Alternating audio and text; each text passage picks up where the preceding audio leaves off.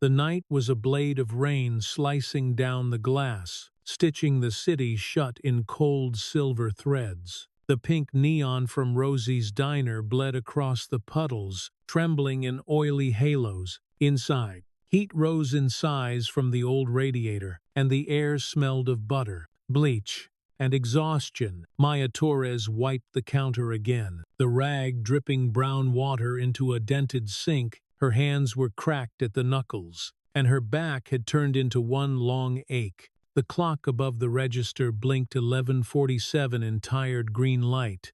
She told herself, one more hour, one more pot of soup, then home.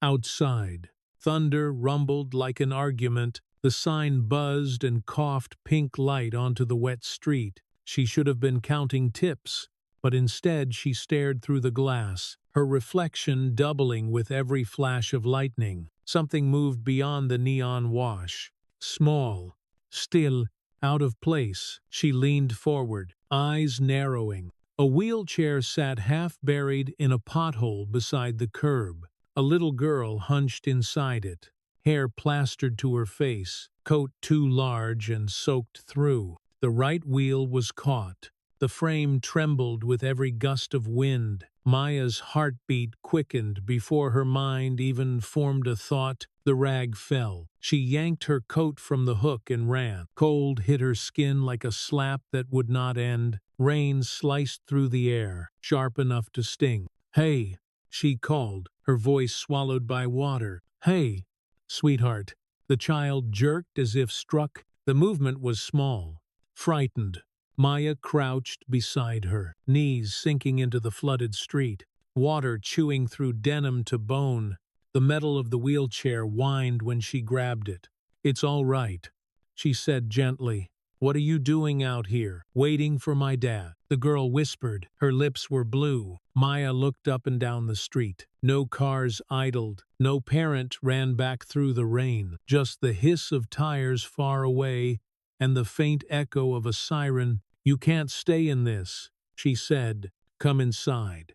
We'll wait together." The girl hesitated, a small shape of doubt. Then she nodded once. Maya pushed the chair back, the stuck wheel protesting with a gritty squeal. Rain spatters slapped the pavement. The sound of the wheelchair scraping free was sharp and ugly, the sound of metal fighting mud. They crossed the sidewalk, the storm gnawing at them. When the diner door swung open, warmth and light broke over them in a single breath. Inside, the air hummed with safety. The radiator hissed like steam from a kettle. The scent of grilled cheese hung heavy, and the fryer crackled with leftover oil. Maya parked the chair near the heater, the same booth she always claimed. After rush hour, she fetched a towel, soft and clean, and wrapped it around the girl's shoulders. "Better." A small nod. Trembling still, but less. "I'm Maya," she said. "What's your name, sweetheart?" "Lily." The word was barely sound. "Hungry." "Lily." Another nod, this time with a flicker of life. "Good. You're about to meet the best grilled cheese in the city." Butter hit the skillet and hissed loud enough to fill the room. The smell of browning bread wrapped the air. Joined by the bubbling sigh of chicken noodle soup, she worked fast, steady, the rhythm of survival. When she set the tray before Lily, steam rolled up like hope itself. Lily's eyes widened. "For me? All yours." She ate with quiet reverence, fingers shiny with melted cheese. A giggle escaped her, small and startled. Maya smiled, something loosening inside her chest. She dabbed a spot of soup from Lily's chin with a napkin, and felt warmth bloom in her own ribs. They sat together in the soft hum of rain. The diner was almost empty, only the clock ticking and the heater's breath. "So," Maya said after a while, "your dad, he works a lot," Lily murmured. "He said he'd be right back. He had to make a call." Maya swallowed. She had heard right back before, from too many mouths. "It's okay to be scared," she said. "You're allowed to be 8. The girl's lower lip trembled. Then her composure broke. Sobs ripped through her small frame, uneven. Desperate. The sound filled the booth, raw and human. Maya moved closer, wrapped her arms around the shaking body, rocking gently. Her voice dropped to a whisper, warm and slow. It's all right, baby. You're safe here. The storm outside softened for a breath. The radiator hissed. The fryer popped. The rain on the glass turned steady like a heartbeat. Lily cried until the weight began to lift. When she finally looked up, her lashes were stuck in wet clumps. "Do you think my dad loves me?" she asked. The question hung in the air like glass waiting to shatter. Maya felt it pierce straight through her. She took a breath, waited just long enough for the silence to settle. "Yes," she said finally. Her voice was quiet but sure. "And you deserve to hear it from him." Lily nodded once, trusting the sound more than the meaning. Across the street, unseen, headlights burned through the rain. A car sat idle, sleek and black, the kind of wealth that made silence its own armor. Inside, a man watched through fogged glass. His hands hovered over a tablet screen glowing green. Timestamp scrolled. 9:34, 9:41, 9:58. The same child, the same rain. At 10:23, a figure in a diner apron knelt beside her, lifted the wheelchair free. The man exhaled, like something had cracked inside him. He was staring from the rolls and he kept every timestamp. Back inside the diner, Lily's breathing steadied. Maya wiped her own damp hair with the corner of the towel, forcing a smile. "Hot chocolate." Lily nodded again. Maya warmed milk in a pot, whisked cocoa and sugar, and dropped in marshmallows until the cup overflowed. The smell was sweet and full. When she placed it in front of Lily, steam wrapped the girl's face in a soft fog. "With extra," Maya said. "No one ever let me." Lily whispered. "People forget to ask." Maya said, "I don't." The smile that bloomed on Lily's face was small but real. She sipped, the sound of her breath catching between gulps. The door chime rang again. A woman stepped in, hair tied back, jean clean, hoodie too fine for the weather. Her smile looked practiced. "Hey there, sweetheart. Time to go home." Maya stood, placing herself between them. "Do you know her?" she asked Lily. Lily shook her head. The woman adjusted her tone. "Vanessa Sterling, assistant to Marcus Blackwood. Credentials," Maya said. Her voice had steel now. "Vanessa Dialed." A male voice came through the receiver, low and precise. "Marcus Blackwood." Maya took the phone. "Where were you?" she asked before thinking. "I was working," he said. Then, "Quieter," which isn't an excuse. "I won't hand her to a stranger she doesn't know," Maya said. "I'll come," he replied. "Now." Lily yawned, exhaustion pulling at her eyes. Maya studied her face, the towel, the faint tremble still in her fingers. She made her decision. "If anything is wrong," she told the voice on the line, calm but firm, "I will find you." "I believe you," he said. Vanessa crouched, gentler now, bundling the child in her own hoodie. The rain swallowed them both. As the rolls pulled away, tires whispering through water, silence filled the diner again. The heater sighed. The clock blinked to midnight. Lily's half-empty cup sat steaming on the counter. Then came a knock, soft and uncertain. Maya opened the door a few inches. A tall man stood in the rain, suit darkened and heavy, gray eyes tired. "I wanted to thank you," he said, "for Lily, and to apologize." He held out a cream envelope, thick, wrong against the storm, "and to offer you a job." She laughed, a dry, disbelieving sound. "You think you can buy penance?" He didn't flinch. "No. I think you did in 1 hour what I haven't in 3 years. What's in the envelope?" "My number, a check for $50,000, a contract, Director of Community Relations at Blackwood Technologies." "It isn't charity." "What is it then?" "An investment in the only person who saw my daughter." "Go home." Maya said, her voice hard but not cruel. Look at her when you say goodnight. He nodded, rain blurring his outline, and walked away. She watched him go until the headlights vanished. Then she looked down. The envelope lay on the stoop, the paper freckled with rain. She picked it up, closed the door, and locked it. Inside, the diner was quiet, except for the soft hum of the radiator. She spread the papers on the counter, the check, the contract, the phone number scrawled in neat black ink. She pressed her palms over her eyes and drew a long breath. Outside, the storm eased. The neon light steadied, glowing pink on the wet pavement, a steady pulse, like a heartbeat refusing to stop. The diner breathed a tired warmth after the rain door closed. Heat unspooled from the old radiator and nested in the booth where the little girl had sat, turning the window to a gentle fog. On the counter, the cream envelope lay open like a quiet dare, the paper thick, the promise heavier than its inches.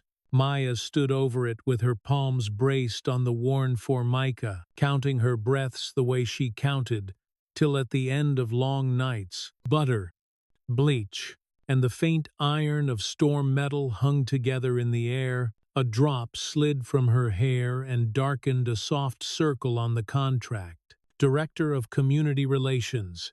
The title stared back as if it knew everything about her. She tried to keep hidden under it a salary line that could unknot a life.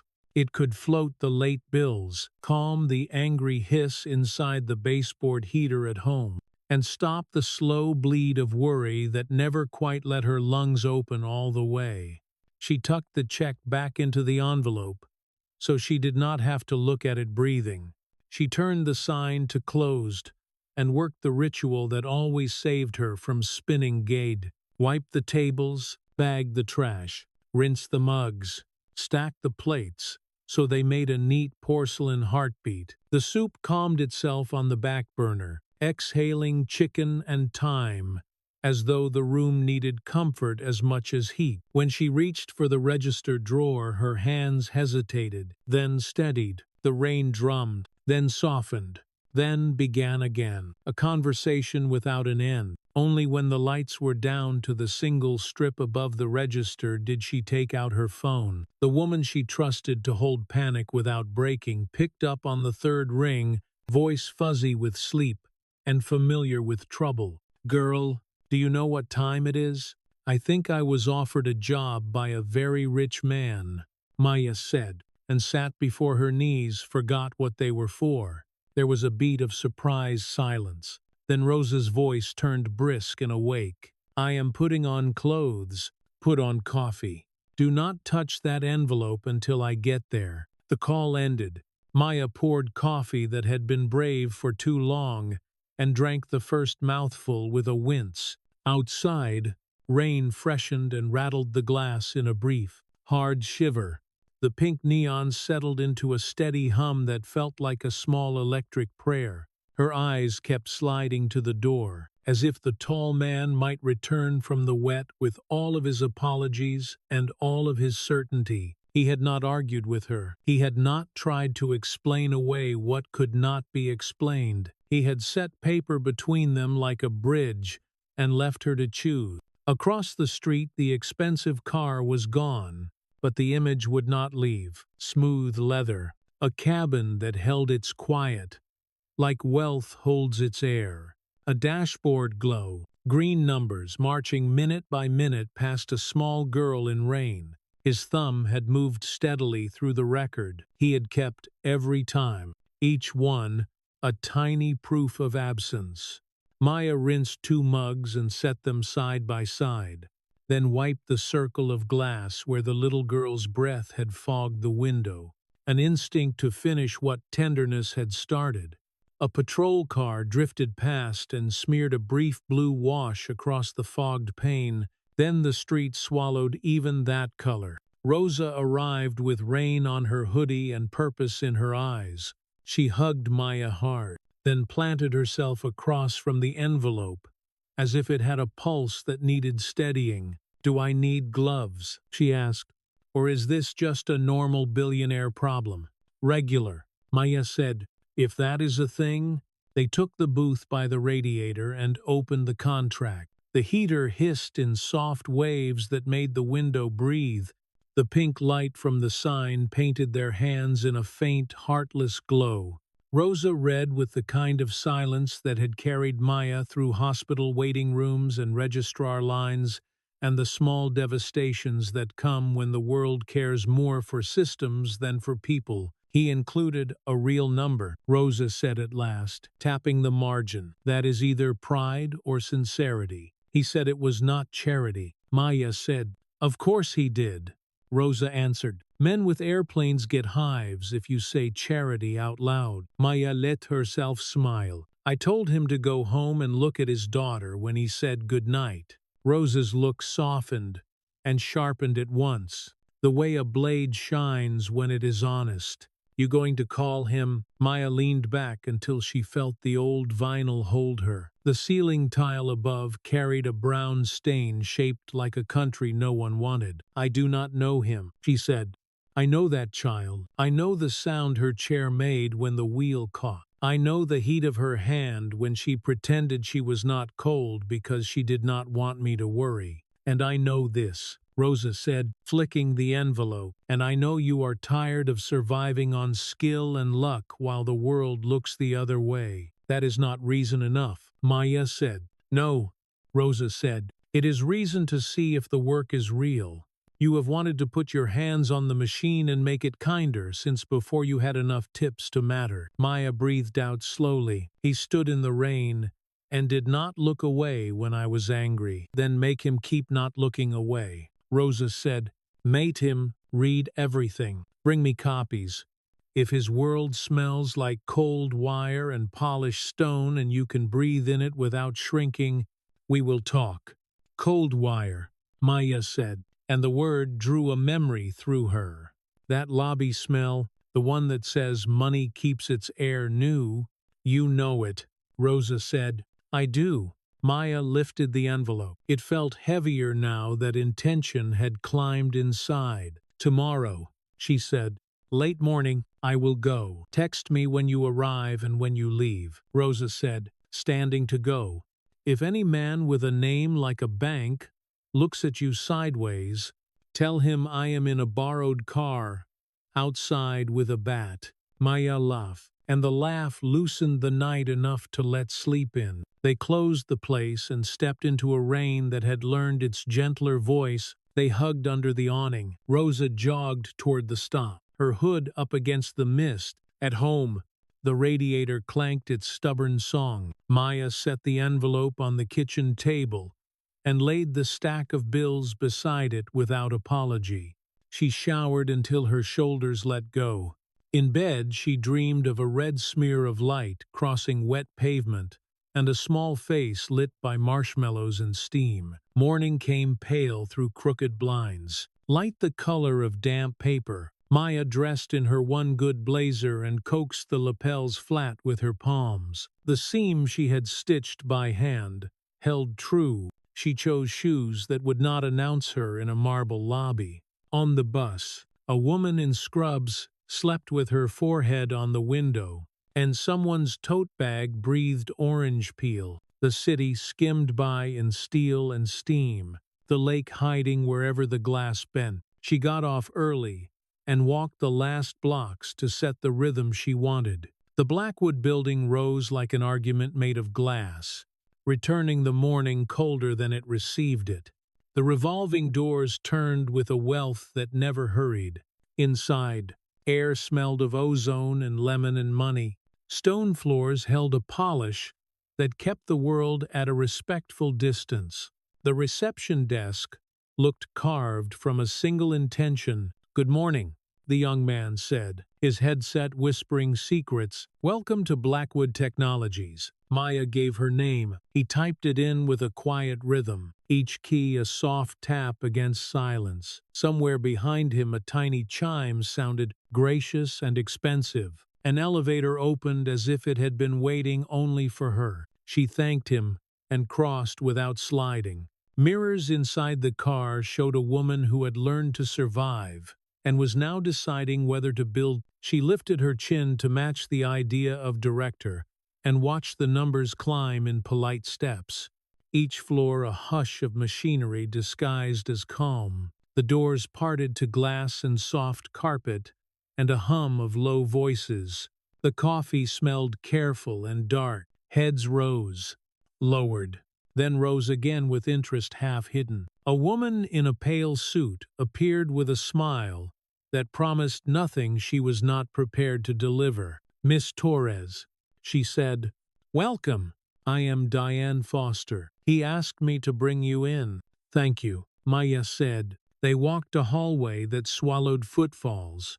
Through transparent walls, Maya saw teams in tidy poses, screens full of charts that moved like the smooth pulse of something very alive. A printer purred behind a wall. The air was cool and patient. Diane opened a door and led Maya into a conference room that shone without trying. Bottled water waited in neat ranks, each sitting on a coaster with the company mark. A camera stared from the corner with a red eye that did not blink. "He will be right in," Diane said. "Can I bring you anything?" "I am fine," Maya lied, and sat with her back straight and her hands open on her knees. The door sighed shut. Silence settled, not empty but staged. She stood and went to the window. From this height the city looked orderly and safe. Buses sliding, umbrellas blooming and closing, tiny figures moving in clean pattern. She caught her reflection and the room at once, and in that double image she saw the door open behind her. A woman stepped in with a small leather case that clicked when it opened. Red hair pulled back, jeans under a blazer, eyes that measured without diminishing. "Vanessa Sterling," she said, and her voice held less theater than last night. "More person. He is finishing a call. Different time zones make bullies of us all. Before he comes in, I want to be clear. Last night was not a performance. He sent me because he panicked and because he knows I do not make panics worse. He also asked me to make sure you do not feel handled. I am not easy to handle." Maya said. "Good," Vanessa said, and a quick smile crossed her mouth like a bird over water. The door opened again, and sound changed the way it does when someone enters a room built around their decisions.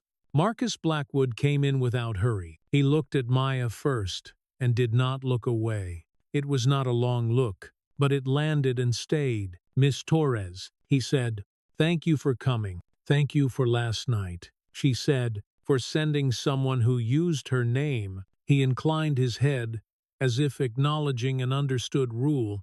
He did not take the seat at the head of the table. He sat beside her. Vanessa remained standing, quiet, present, steady as a metronome. He folded his hands. On the cuff of his shirt, a faint tide line of dried rain cut through the perfect fabric. That human mark did more work than apology. "You do not know me," he said. "You know my failure. I will not offer excuses." "Good," Maya said. "The role is not decoration," he continued. "It is not a headline to soften my reports. I need someone to show me where this company puts weight on people and how we shift it to our own shoulders. I need you to build a thing that does not depend on my moods or my image." Maya let her fingers find the table's edge. It was cool and sure. The radiator hissed in memory. The little girl's question cut through her again. Behind the glass, somewhere far below, buses kept their routes, and the street kept its promise to nobody. She turned back to him and let her voice carry what she needed it to carry. "All right," she said. "Tell me exactly how much autonomy you think you can stand. And understand this before we begin. I did not pull a child out of rain for money. If I take this, it will not be because of a check in an envelope. I will not sell what I did. I will only build what needs to exist." Silence opened, steady and deliberate. the kind of silence that makes a room listen. From the hallway came the soft breath of central air, the faint hiss of a distant dispenser, the click of a single heel somewhere taking a corner. The quiet felt expensive. Her refusal felt more so. He nodded once, slow. Then, "Let us speak in the only currency that matters here," he said. "Authority, access, and time." "Authority, access, and time," he said, and the conference room seemed to weigh each word the way a scale weighs metal. Maya did not look away. She answered with the steadiness of someone who has learned to carry heat without dropping it. "Access first. Without it, everything else is theater." Marcus inclined his head toward Vanessa. "Full systems and facilities credentials today." Vanessa opened the leather case. A compact badge printer woke with a soft whir, a clean, white light sliding beneath a clear lid. Warm plastic breathed a faint chemical note. "Photo," she said, and the tablet made the quiet click of a captured frame. "You will have building and executive floor, and data lab and field site permissions. Procurement and finance read only. If you need more, ask and we will argue. Argue fair." Maya said, "I prefer to win fair." Vanessa answered, the humor quick and dry. The printer chirped. Vanessa peeled a thin film, slid the badge into a dark lanyard, and set it on the table. She added a small metal fob. "Two-factor," she said. "Touch when the reader asks for a friend." "Time," Marcus said. "You will set the pace. We have a Morrison presentation at the end of the week, but I am not hiring you to juggle for a contract. Start building what you demanded. If Morrison dislikes the direction, Morrison can walk." Maya let the words turn once through her chest before she spoke again. "Autonomy. I will recruit my own team. I want site access before comms shape a story. I want to meet the people who mop your floors before I meet the people who sell your products." "Done," Marcus said, "with the practical caveat that we still wear hard hats where gravity keeps score." "I like my head," Maya said. "I will put a hat on it." The door sighed. Diane entered with a folder pressed to her ribs and a smile that kept its best meanings to itself. "Apologies," she said. "I was told to join." "Join," Marcus said. Diane sat opposite Maya and placed the folder down with the soft hush of careful paper. "We have talking points for Morrison and a corporate responsibility frame and last quarter's philanthropic outputs." She tapped the folder with one manicured nail. "A small paper drum. We also have an approved short list of community partners." "Approved by whom?" Maya asked. "By us," Diane said, and the pronoun wore a long history. Maya opened the folder. Dry paper, tidy fonts, familiar names that looked good on gala walls and scrolled well on phones. "I will meet them," she said, "and the ones who have never seen our logo." "Of course," Diane answered. "Within reason, within safety," Vanessa corrected in a tone that sanded the corners without dulling them. Marcus stood, and habit shifted the room around him. "Prep Tokyo," he said. "Vanessa, get Miss Torres situated." "Diane, schedule a plant walk at the river facility this afternoon. Include floor access." Diana hesitated. It lasted the span of a single breath, and the quiet red diode in the corner recorded it anyway. "Floor access carries liability," she said. "We can view from the mezzanine floor," Marcus repeated, his voice dropping a single clean note. "I want her to hear the machine." When he left, the air released. Maya glanced once at the camera eye, then at Vanessa. "Do I wave?" she asked. "Only if you want a fan club." Vanessa said, "Come on." Before a committee gives you an office with no window, they stepped into the corridor. Elevator and lobby choreography took over. The hall carried that managed hush found in expensive places, a silence engineered rather than earned. Far down the way, an elevator offered a crisp bell, and the doors parted like a precise breath. Heels struck marble in clean syllables. The sound of purpose. The hush received it, and kept its face. From the car, two suits emerged mid-conversation. The taller one stopped a fraction, then did not stop. His smile arrived ahead of any warmth and did not travel far. "Miss Torres," he said, hand already extended, cuff glinting with an expensive watch. "Brad Mitchell, marketing." Maya took the hand because it was there, held it for exactly the length that respect required, and took it back. "Maya is fine," she said, and let the name sit where it belonged. Brad's eyes did the sweep she knew by heart. Shoes, hem, face, the inventory of class disguised as attention. "Welcome aboard," he said. "We are thrilled to have you." The tone shaped the word thrilled into a test. "If you need a quick course in our brand voice, I am your man." "Voices are interesting," Maya said. "I prefer to start with ears." The words were sharp and measured, a blade laid on cloth without tearing it. Brad's smile widened. In that way, certain men smile when a woman does not blink. "Charming," he said. Vanessa stepped half a pace forward, the movement small and decisive. "We are late," she said pleasantly. "Diane will loop you in for the plant visit." "Of course," Brad answered. "Miss Torres, a word of advice. Wear flats. The floor can be sticky." He moved on. The whisper that followed was almost not sound at all. But malice often learns to live in the almost. Maya watched the set of his shoulders. Somewhere a glass panel shivered with the passing air. "Sticky," Vanessa said. Once he had turned the corner. "He means loud and hot and crowded, with people he manages to forget." "Sounds like a place to begin," Maya said. Her office looked out at a skyline that kept its distance. The desk gleamed like a surface meant for reflections, not work.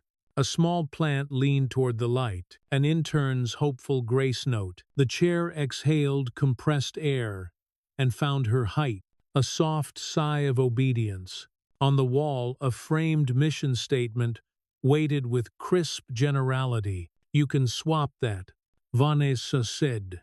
"I recommend a clock or something alive." "Something that grows," Maya said. The computer blinked awake with a polite chime. "New account created. Username assigned." She said a passphrase long and clever enough to make a hacker yawn, then watched the system accept her. Vanessa handed her a slim black notebook with numbers embossed into its inside cover. "My number," she said. "Marcus's, security and facilities. If anyone slow walks you, tell me and I will give them shin splints." "I will try diplomacy first," Maya said. "Do," Vanessa answered. "Diplomacy has better acoustics." Security was a room full of quiet vigilance. Badges chirped at the turnstile like small compliant birds. A wall of monitors stitched together angles and time. Servers hummed with a steady presence, a sound like breath, held and released on command. A woman with cropped hair leaned back in her chair and looked up with a gaze that measured and remembered. "New," she said. "Old soul, new badge." Maya said, "Lena." The woman replied, "We watch so the others can pretend no one is watching." "I like watchers," Maya said. "They remember what happened and where it bent." Lena tapped keys, and the grid rearranged itself. Executive floor feed swelled. "We have an eyes up alert this week," she said. Classic email with no story to wear. Came from Diane just after sunrise. A prickle walked Maya's neck. "If I asked for the exterior strip on Madison Street just before midnight last night, what happens?" she asked lightly. "A form and a request code," Lena said, "and me deciding whether to do the thing while the form is getting its shoes on." "Decide?" "Yes." Vanessa said, "Eyes up should look in both directions." The strip appeared. Rain veiled the lens in silver threads. Neon pulsed pink against black. At one moment, a figure in a diner apron ran into frame, levered a wheelchair free of a pothole with a wet jolt, and vanished into warm light. The recorder stamped the corner with a tidy sequence of time. The proof was small and merciless. "Thank you," Maya said, and the sentence settled into the part of her chest that had been waiting for an echo. They left with a printout warm from the machine. The hallway took them back, its air cool by design. An elevator gave its precise bell, and the doors opened with ceremony. Heels answered the marble with decisive clicks. The hush folded around the sound and kept walking. In the lobby, the receptionist straightened as if gravity had asked nicely. "Miss Torres," he said, "car to plant is ready."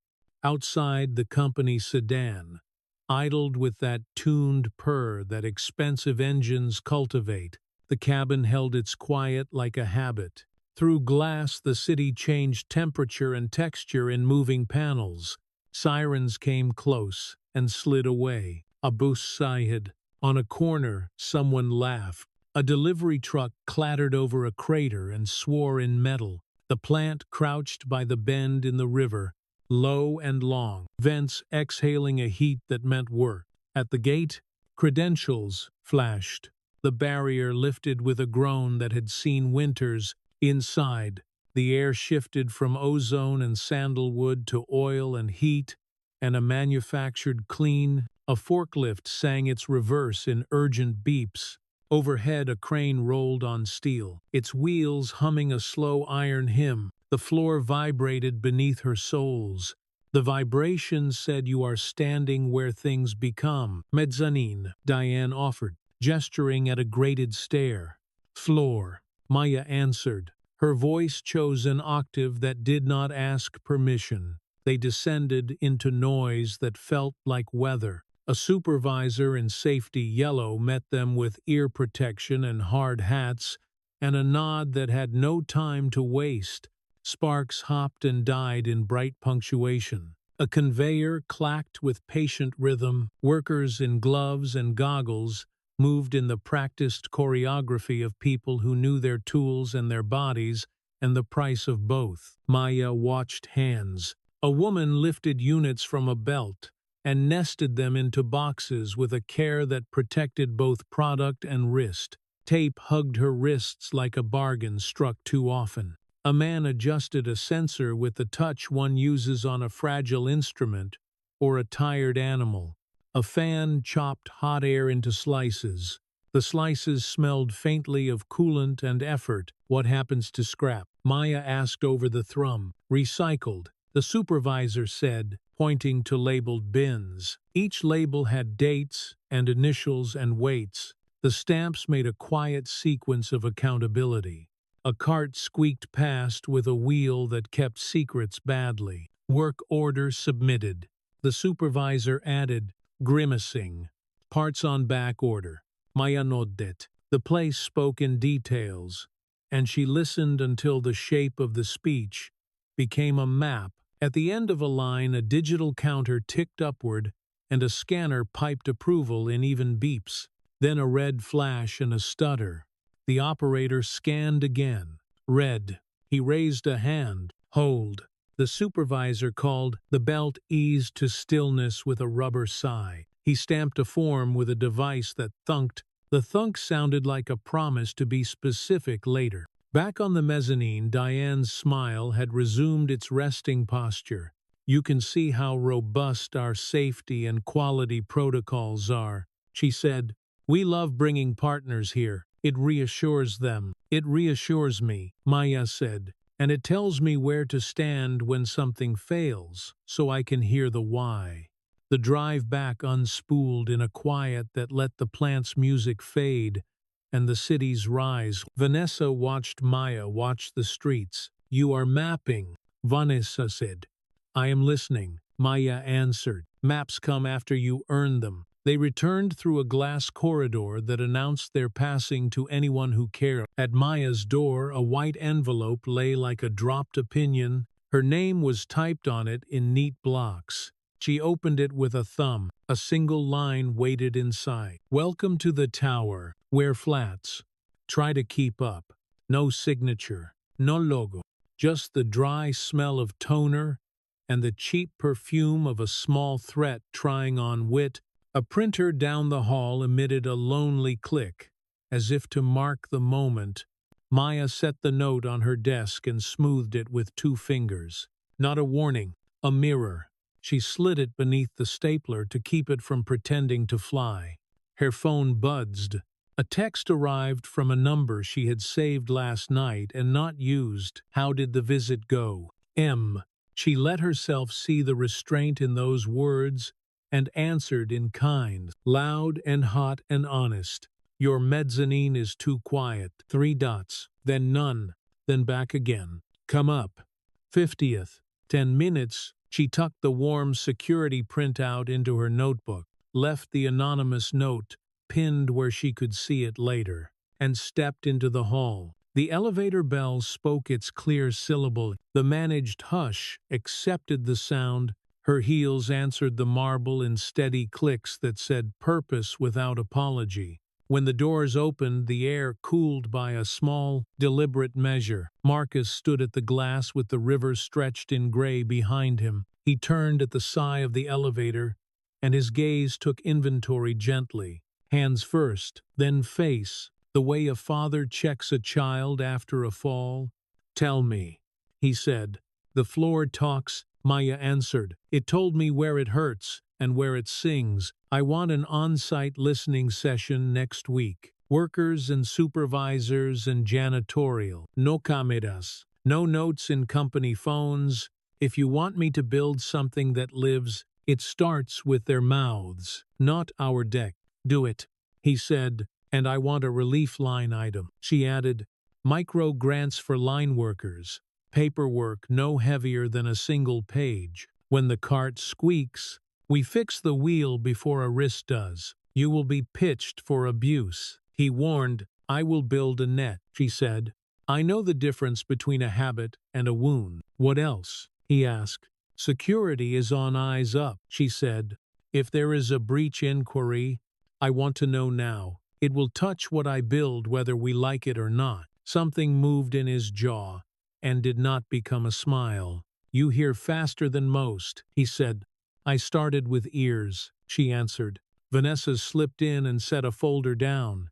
"Plant Ops confirms Tuesday for your session," she said, "and Brad requests your presence at the Morrison dry run mid-afternoon. Do I need to be there?" Maya asked without looking away from Marcus. "Yes," he said.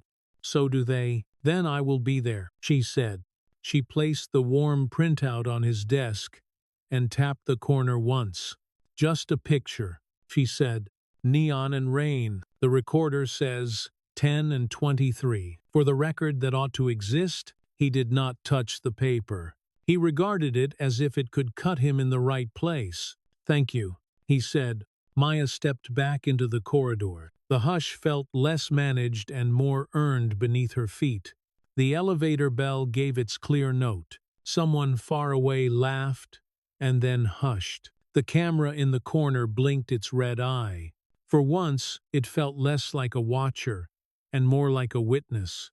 The day had not decided to like her. It had decided to take her seriously. That was enough to go on. The elevator gave a bright bell, a single clear syllable that felt like a small gavel in the air. Doors parted with a hush, as if the building were holding breath. Maya stepped in with her notebook under her arm, and the warm security printout tucked flat against the inside cover. Her badge grazed the reader and answered with a soft chirp that sounded like approval from a machine. In the mirrored walls, she saw a woman without tremor. Yafset, shoulders free. Heels struck marble on the lobby level with crisp clicks.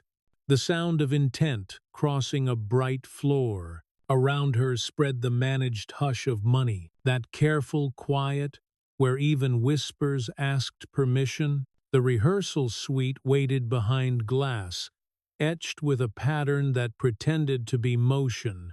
Inside, A projector threw a cool rectangle on a screen, its fan whispering like paper fingers turning a book. Bottled water shone on coasters. A speakerphone sat in the center of the table like a gray beetle pretending to sleep. Diane occupied a seat with her legal pad aligned to the table's edge, and a pen with the company name engraved along the barrel. Vanessa took the back wall, arms folded, eyes reading everyone and everything without seeming to move. Brad stood near the screen with a remote smile polished, cuff glinting, voice already warm to the tone that says, "Trust me, because I have done this before." Maya slid into a chair, letting the legs whisper against carpet. The room's quiet made small sounds big. Brad turned down the lights with a buttery dim, and the suite became a theater made of glass and breath. A slide bloomed, a field of tasteful blue crowned with promises. He began his walk, that smooth cadence built for boards, his consonants neat, his vowels carrying expensive ease. Pillars, horizons, alignment, a story that bent graphs upward and brushed neighborhoods with a soft, philanthropic stroke.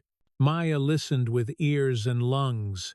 The projector clicked from slide to slide like a metronome trying to keep a lie in time. Pens tapped lightly and then stopped, the pen taps embarrassed to be heard. When the list of partners appeared, the slide smiled with logos that lived on gala banners and winter ball programs.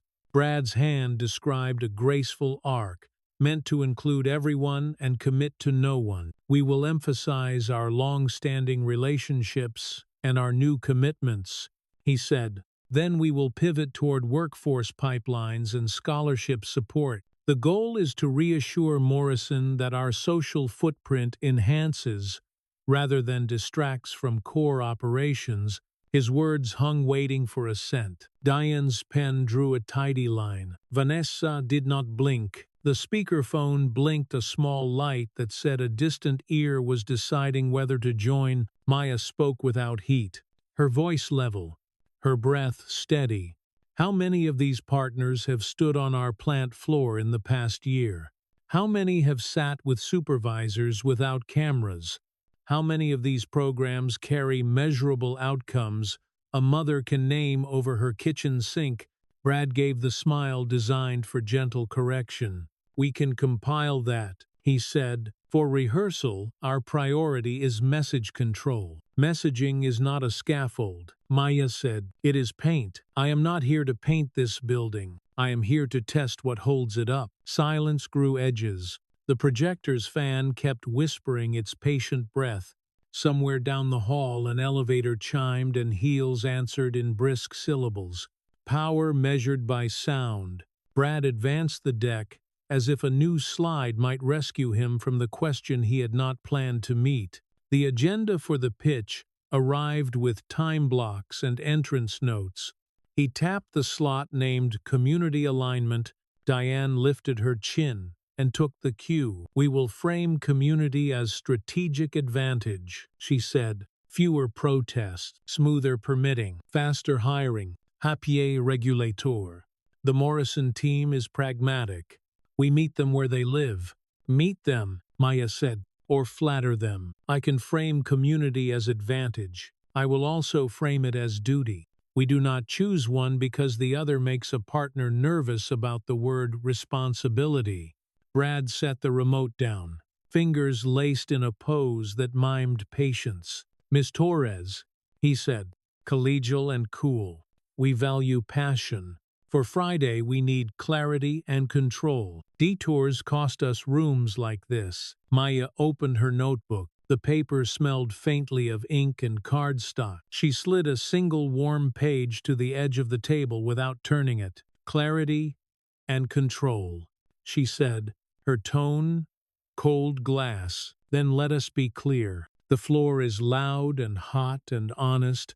The mezzanine is quiet, which tells Morrison what operations feel like when something breaks, which tells us where to put our hands before that happens." Diane's pen hovered. then resumed in shorter strokes. Vanessa's foot stopped its small, thoughtful tap. The speakerphone blinked again, and a voice from away arrived, clipped and careful. "Apologies for the late join," the voice said. "Morrison, procurement, listening. Too early to be useful. Perfect timing." Brad answered at once, bright again. "We are rehearsing key points and welcome reaction." Maya did not move her chair. She stayed where her shoes could feel carpet and table legs, stayed where breath can carry firm. "On Friday you will hear numbers and uptime and return," she said. "You will hear efficiency and risk mitigation. Before any of that, I want one word to arrive first. Consent. The consent of communities to host our plants. The consent of workers to lend us their backs and hands. The consent we give back when we show up before a ribbon and after a protest. That is not a brochure. That is a schedule and a budget and our names on clinic doors and classroom doors." The room kept still. The projector whispered. On the line a pause lengthened and made a choice. "Your title." "Miss," the voice asked. "Director of Community Relations." Maya said, "My work is making promises we can keep when it is inconvenient." Another pause. This one, shorter, almost interested. "We have had partners who told pretty stories and lost permits because they did not listen." The voice said, "We have had partners who used our neighborhoods as camouflage. We do not enjoy calls from mayors with anger." Continue. Maya did not reach for the remote. She put her palms flat on the table where everyone could see no tremor. "We begin with listening on site," she said. "Workers, supervisors, janitorial, no cameras, no notes typed on company phones. We document outcomes on paper and stamp each page with time and initials. Then we launch 3 immediate actions. A micro-grant fund for urgent worker relief, a fixed list for small safety issues that never rise to big budgets, and a community clinic day on the property with doctors and translators and forms that do not trick. None of this sways an environmental audit or cures an unpaid bill. It says we know the difference between a habit and a wound, and we will treat both. The phone made a small involuntary sound that might have been approval catching itself. Brad flicked to the next slide without being asked. The phrase, community alignment, looked thinner now, like paint already peeling at the corner. Marcus entered then, the doors opening to a slice of brighter corridor, before closing soft, the air cooled by a breath. He scanned the screen, the table, the shoulders. His gaze found Maya and stayed a heartbeat. "Proceed," he said. She slid the warm image from security to the table and turned it without flourish. Rain on black, neon pink. A woman bent over a wheel, a corner stamped with a small mechanical truth. He did not touch the page. His eyes lifted. "This is you," he said. "This is us." She answered, "This is what we look like when the cameras are not ours, and the weather does not care. If we tell a story to Morrison, it will be this, or we do not tell one." The speakerphone's light blinked.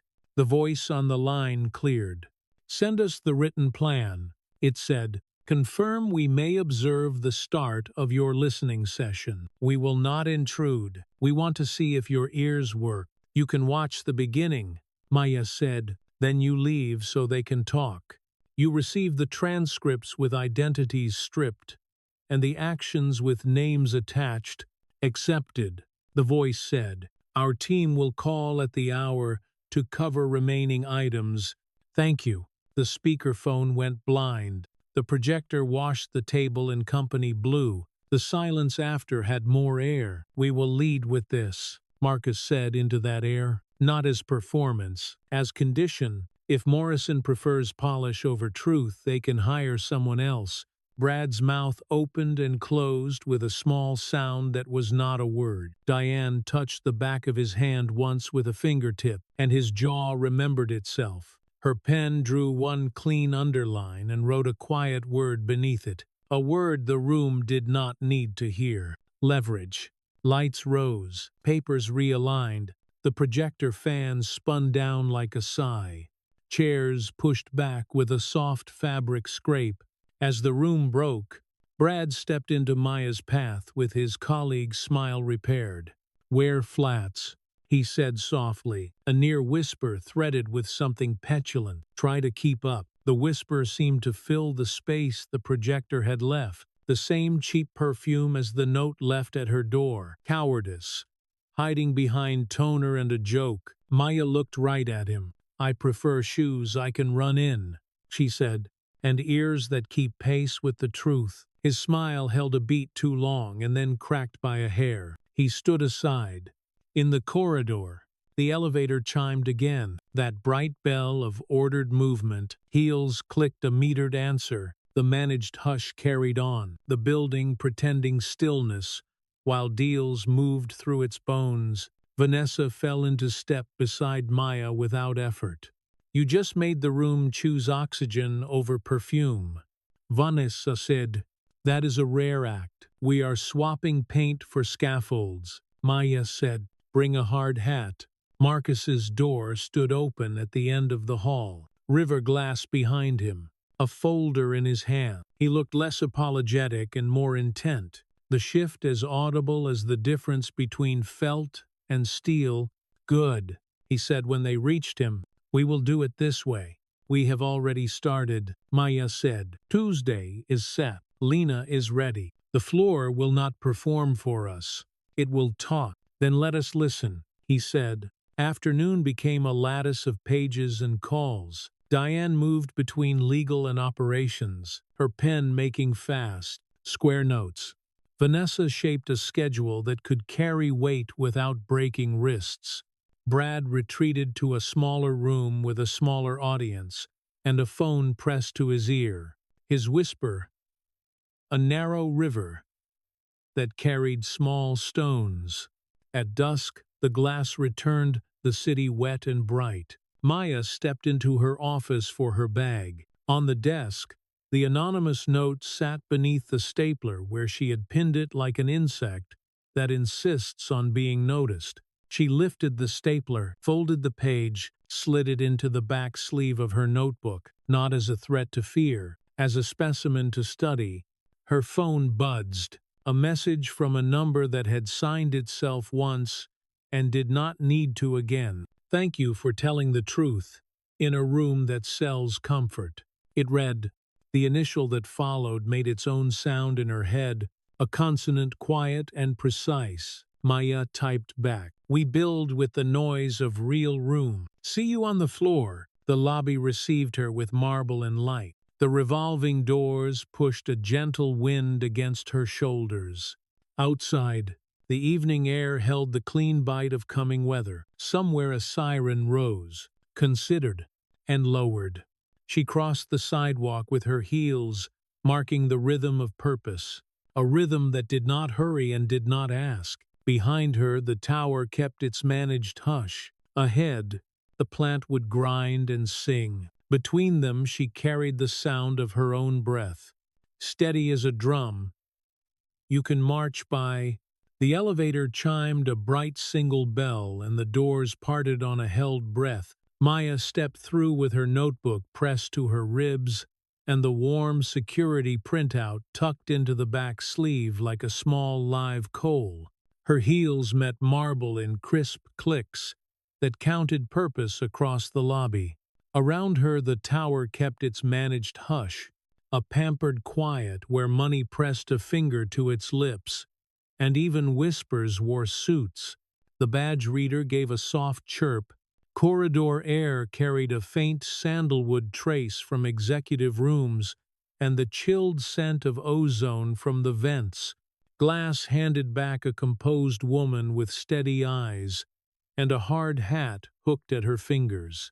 Vanessa waited by the freight lift in steel-toed boots, a half-smile that read as ready rather than relaxed. Beside her, Lena from security rolled a small case and opened it with a click to show a stack of single-page forms, a portable time stamp, and a heavy rubber stamp, whose wooden handle fit the palm like something honest.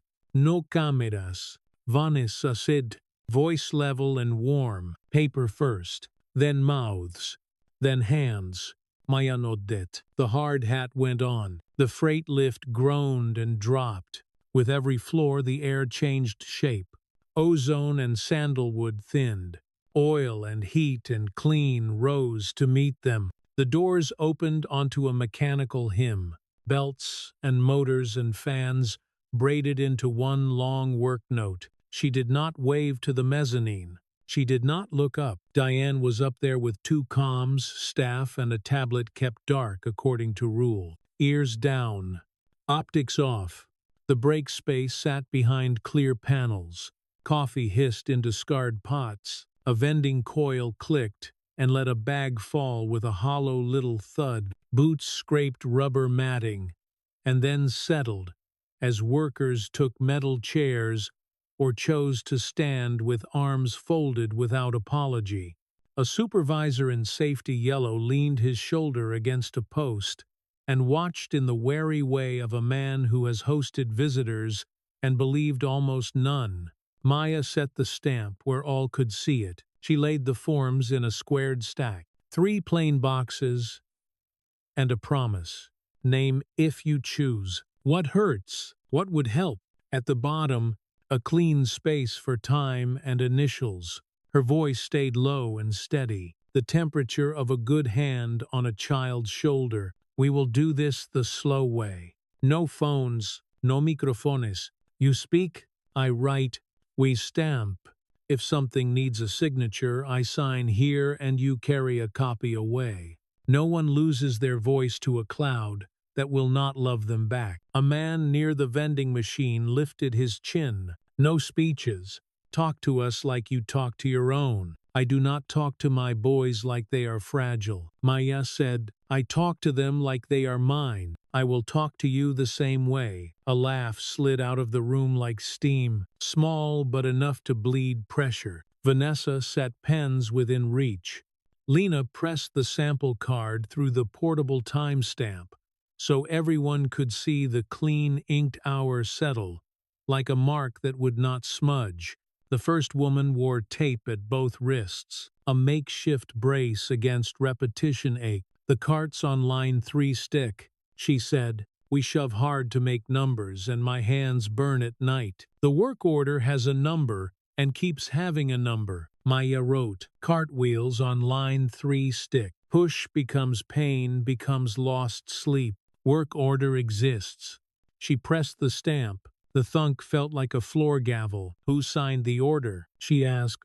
The supervisor named a name. His mouth tightened. The look of a man who has sent please too many times. We change the wheel today. Maya said. Bag the old wheel. Label it. Photograph the label against a wall clock. Not a face. The thing. Clean chain. Lena murmured. Already working a clear bag from the roll. You are giving my job bones. An older man whose shoulders had learned to carry quietly spoke next. The scanner at cell 5 lies red too often, he said. We clear and reset and minutes go missing, and blame finds our bodies. It is the sensor, not the hands. Maya wrote. She stamped. She turned toward a woman 3 seats over. The one the supervisor had named without show. Show me the sound it makes before it lies. Maya said. The woman's smile was recognition without pride. You listen to the hum, she said. It thins before the light does. We stamp after the fix, Maya said, folding the page. The room stored that rule like a nut in a pocket. Voices found range. Splinters and long grooves came out of people, some sharp and new, some worn smooth by retelling. A man described a wash table too low, stealing his back in little bites each day. A woman mapped a break schedule that collapsed under a late shipment and left them eating on their feet. A kid in a hoodie admitted to skipping water to dodge the bathroom line when the line boss ran hot. The shame in his voice made Maya write slower, so he could hear the care in the scratch. Footsteps shifted on the mezzanine, a softened scuff that pulled eyes up and then back down. Maya did not lift her head. No optics, she said to the air.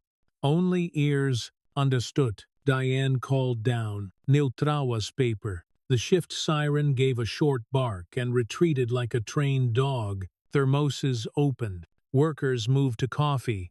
A small man with night-shy eyes edged toward the door as if to leave with truth still in his mouth. Maya stepped near without blocking. "I will not pen you in," she said. "I will stand here while you decide if you want to set down the thing you carried here." He looked everywhere but her eyes. When he spoke, it was a draft from under a door. "When we do fire drills, the supervisor on B forgets me. When I say anything, he says, 'Do not be sensitive.' If there is a real fire, I do not know if anyone will see me." Anger put its hand on Maya's ribs. She used the hand to hold steady. She wrote, she stamped, she initialed. She turned to the man in yellow and saw the shock that comes when a good opinion meets a better measure. "Walk B with me. We count now." Aloud. They did. Faces were named by numbers, and numbers by faces. Not as a game, but as a living inventory. When they were done, Maya wrote one more line and handed the pen to the supervisor. He initialed without being asked. His jaw carried the right kind of unhappiness. "We change where we look. We change what we count." The second half turned from hurts to helps. A woman asked for a rolling tool chest, so the nut driver would stop living like a priest behind a gate. A man asked for a fan angled at forearms instead of at paper on a board. Someone said, "Buy a broom with a straight spine because dignity is a straight handle." The room made a low, approving sound that had more gratitude than complaint. Maya opened the micro-grant pad. The first award bought the groceries the doctor had prescribed, and poverty refused. The second paid a rent buffer for a son caring for a mother whose clinic time would not move. The third fixed a car that coughed smoke on cold mornings and turned competence into the appearance of indifference. Each form took a stamp and a signature and a second set of initials woven like stitches. Every invoice touches my desk with one rule. The paper weighs less than a day of pain. Only then did Diane come down, tablet at her side like a well-behaved pet. She watched the last stories land and the last stamps sound. When the room poured back into belts and hands, she stepped close, eyes sharper now that she was off the glass. "I have never seen people leave a meeting slower than they arrived," she said. "They did not hear a meeting," Maya said. "They heard themselves. We are writing the plan while you speak." Diane said, "Legal wants exact forms. I told them to learn your stamp. Learn the sound. The room moves when it hears that sound." They left the panels with a labeled bag, holding a bad wheel, and a photograph that caught the red label pressed tight to the wall clock. The minute hand a witness without vanity. Lena closed the track with a patient pinch. "Clean chain," she said again, and it sounded like a small blessing. At cell 5, the sensor keeper touched the housing like a luthier. "Listen." The hum shifted from round to thin, and then the light flicked false. "There," she said. "You catch it before it lies." She made a minute change and lowered the panel with care. Only then did Maya stamp the page. By noon, 3 little wins stood like bright pegs, the wheel replaced, the fan re-angled, the broom with the straight back leaning ready. On fresh paper, the clinic day flyer in 2 languages with boxes that did not trick. Maya held it and felt a quiet echo, pink neon and rain and the small shape in a chair and the timestamp warming her notebook. She let the echo ring and then put it away. Echoes are scaffold, not trophy. The lift carried them back through smell and temperature. The lobby received them with gloss that disguised sound as courtesy.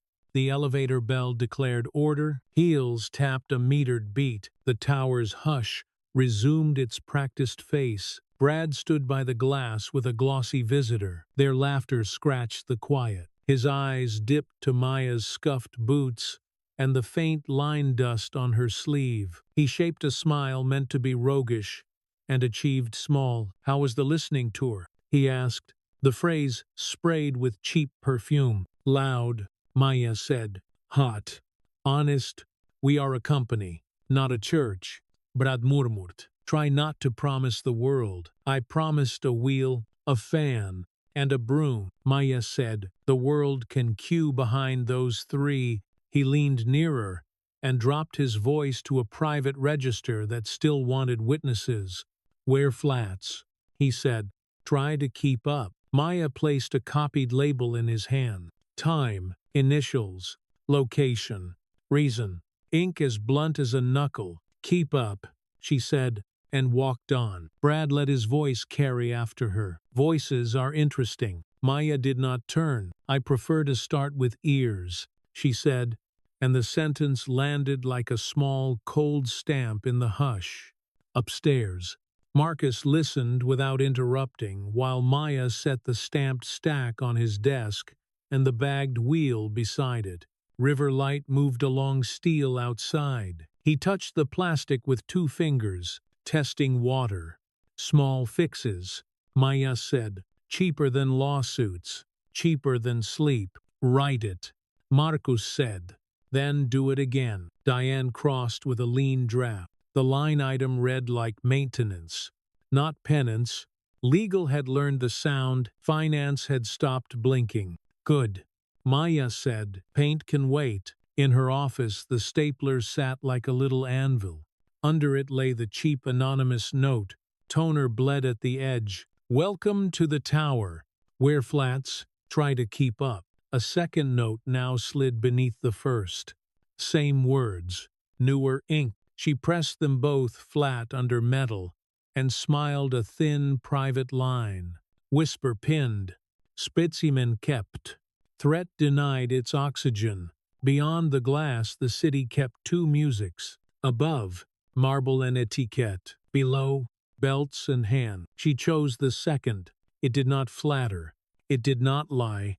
It told her where to stand, where to place the stamp, when to breathe, and how to walk back into the noise tomorrow without asking permission. Morning rose in the tower like a gloved hand smoothing wrinkles from silk.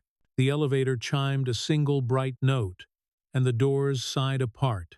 Maya stepped out with her notebook warm against her ribs, and the security printout riding the back sleeve like a live coal that refused to cool. Her hails marked marble in clipped purpose, each click answered by the lobby's managed hush, that expensive quiet where even whispers learned manners. Vanessa was waiting by the glass, stale tugboats, hair drawn clean, phone held not like a habit but like a tool. Lena stood a measured step behind, badge ribbon neat, eyes tuned to separate pattern from noise. "You feel that," Vanessa murmured. "What?" Maya asked. "The building holding its breath," Vanessa said. "Like it knows you are going to seal it shut where it leaks." Maya nodded once. "Then let us give it lungs that work." They crossed into her office, and the soundscape shifted from public silk to procedural spine. The tape dispenser gave a soft "rit" as Maya drew a strip, then another, laying tamper seals over the seam of a file drawer. She pressed with the flat of her thumb, not hurried, not theatrical. The seal accepted a serial in ink. Her pen went sh across paper, deliberate, legal, the sound of a step that cannot be unsaid. Lena called the number aloud and wrote it a second time in the log. The portable timestamp thunked a square of clean ink onto the page. A small gavel made of time. Vanessa photographed the seal, the log, the stamp, each image framed against the analog clock on the wall. The camera made a tight, polite clap, a restrained little snap that still carried like a verdict. Again, Maya said, "Cabinet, closet, drawer." She did not rush. She did not dramatize. The tape answered with that same strict "it." The pen answered with "shh." The stamp answered with soft weight. Between each action, a breath, as if the room were keeping cadence with a heart. Her phone chimed a single restrained ting. A text banner slid across the screen. Board slides delayed. Meeting moved. We will brief late afternoon. The ting hung for a beat against the steady shush and thunk and writ. A bright glass bead inside a box of tools. Maya glanced, nodded to no one, and set the phone face down. The pen resumed its line. The room returned to its procedural hymn. Downstairs, the executive lobby smelled faintly of sandalwood and ozone. Up here, the air took on paper and adhesive, the honest musk of process. Vanessa opened a small gray case, teeth of plastic glinting, tamper, pouches nested inside like disciplined envelopes. Laptop bay. Vanessa said.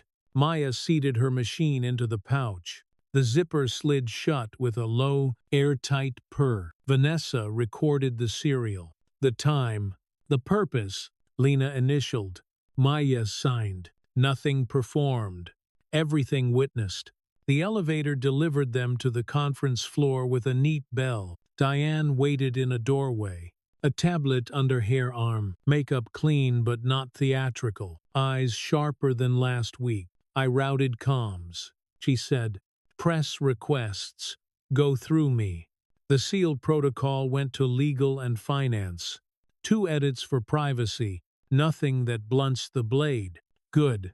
Maya said. If anyone wants a quote, they can quote the stamp. Diane's mouth tilted. That line already escaped the gym, she said. It is walking around the city. Let it walk. Maya said. It keeps better time than a podium. They moved to Maya's office again and repeated the choreography for the outer door. Alright. Shh. Thunk. The clock's second hand kept its thin sweep. Vanessa read back the serials in a calm, unbroken string. Lena checked the log against the stack, fingertip tapping each line like a metronome. Enough, Maya said softly. We are not staging a drama. We are building a frame. Then the work turned from seals to search, from defense to proof. Jamal met them outside the server room, hair tied back, badge clipped high, hands already gloved. The room breathed the low, steady hum of racks, that deep cat purr of concentrated heat, the sense of a mechanical animal at rest. We stick to your rule, he said. No romance, only evidence. You wanted to re-walk the corridor on camera 3 and camera 5. I pulled the time slice and scrubbed reflections like you asked. I found something. He did not play it first. He led them into the corridor. The exact run beneath the domed lens. The carpet gave a muted thud underfoot. A maintenance sign leaned against the far wall. Yellow triangle, asking permission no one had given. On the left, a framed motivational print reflected the hall in a dull ghost. Stand where you think the passer stood, Jamal said, and pointed to a mark he had set with invisible chalk in his head. Maya stepped in, then a half-foot back. Jamal scanned the glass with the patient sweep of a lighthouse. He angled his phone just enough for the lens to catch the print at a slant. For a breath, nothing. For another breath, a shape gathered, thin as a rumor. There. He showed them the photo, and the photo was more convincing than the air. It held a pale square on a wrist, a watch, and on one corner of its glass, a tiny white bite, as if a tooth had taken it. A chip you would not notice until it was all you could see. The ghost of a chipped square watch. Jamal said, whoever moved through here weeks ago stood right where you stood, long enough for the frame to see their arm. I cross-checked with the badge swings that night. Too many swipes, too many hands. But the watch is a thing a person keeps, a thing that travels through photos, through mirrors, through lunch lines and stage lights. I can follow a chip. Vanessa lifted her eyes from the phone to the hall, then back to the phone. Her voice went lower, colder. Talk to me about time. We have your camera time, Jamal said. We have the elevator time when it hesitated yesterday. We have the overnight access blip on the executive drive. Each one is clean alone. Together they start to rhyme. The air changed, not colder, but thinner, as if the building's elegant lungs had discovered an allergy. Maya let the feeling pass through her without letting it settle. Photograph the frame again, she said. The print, the chip, angle 1, angle 2, angle 3. Put the clock in the shot. Keep the lens honest. Jamal took the images. Each snap landed like a little leather punch, crisp and sure. He did not chase perfect. He chased repeatable. He logged the captures in a running sheet, time on the left, description on the right. No poetry, only muscle. Back in the office, Vanessa laid out the chain of custody on the table like a simple altar. Bag for the wheel from the floor. Bag for the laptop. Bag for the new photographs. Each zip closed with that quiet seal song. Each label took a serial and an initial. The pen went shh. The stamp went thunk. The tape gave its righteous writ. Maya's phone gave that same restrained ting. A new message slid into view without asking permission. Stop looking where you do not belong. You will not like what you find. She let the words sit unopened for a breath. Then she opened them, because fear rots fastest in the dark. She read the line aloud. Voice flat. Alaptone no drama. Stop looking where you do not belong. You will not like what you find. Vanessa's chin lifted a millimeter, the tiny motion of someone training a weapon. Lena's eyes did not change color, only focus. Screenshot, Maya said. The phone made a subtle click. A paper bird folded in air. She saved the image to a folder named Threat, then to a second drive named Receipts, then turned the phone off with a long, steady press that felt like closing a lid on something that did not deserve light. Not fear, she said. Documentation. Then she slid the printed copy beneath the stapler and pressed down. Metal bit. Whisper pinned. Diane appeared at the doorway with a knocked knuckle. Read the room in a second. And kept her voice on the low register she used when the stakes were not public yet. Gala invites are out, she said. Brad pushed a speech about generosity. I can slow it. I cannot stop it alone. Make the stage smaller, Maya said. Put a stamp table by the coat check. Put a wheel on a stand by the dais. Invite the woman from cell 5 and the nurse from the gym. If anyone wants a picture, they can pose with work. Diane's mouth did that almost smile again. Consider it done, she said. She let her gaze fall to the bagged wheel and the fresh tamper seals. You are turning optics into objects. Objects last, Maya said. Lights blink. When Diane left, the room settled into its chosen heartbeat. Seal, log, stamp. The procedural sounds built a fort around intention. Outside, the elevator chimed and muted footsteps came and went on carpet. Inside, process wrote its own percussion. Jamal stepped back in with one more photo. He held it without flourish. The chip again, caught in a different reflection. A lobby mirror from a week past, farther away. But the same white bite on the same square face. Patterns are stories with proofs, he said. This one is starting to talk. Maya looked at the image, then at the table where the bags and pages made a quilt of patience. She felt the old echo flank her for a breath. Rain, neon, a little girl, a time stamp that waited without blinking. She let it pass through. The echo was not for speech. It was for spine.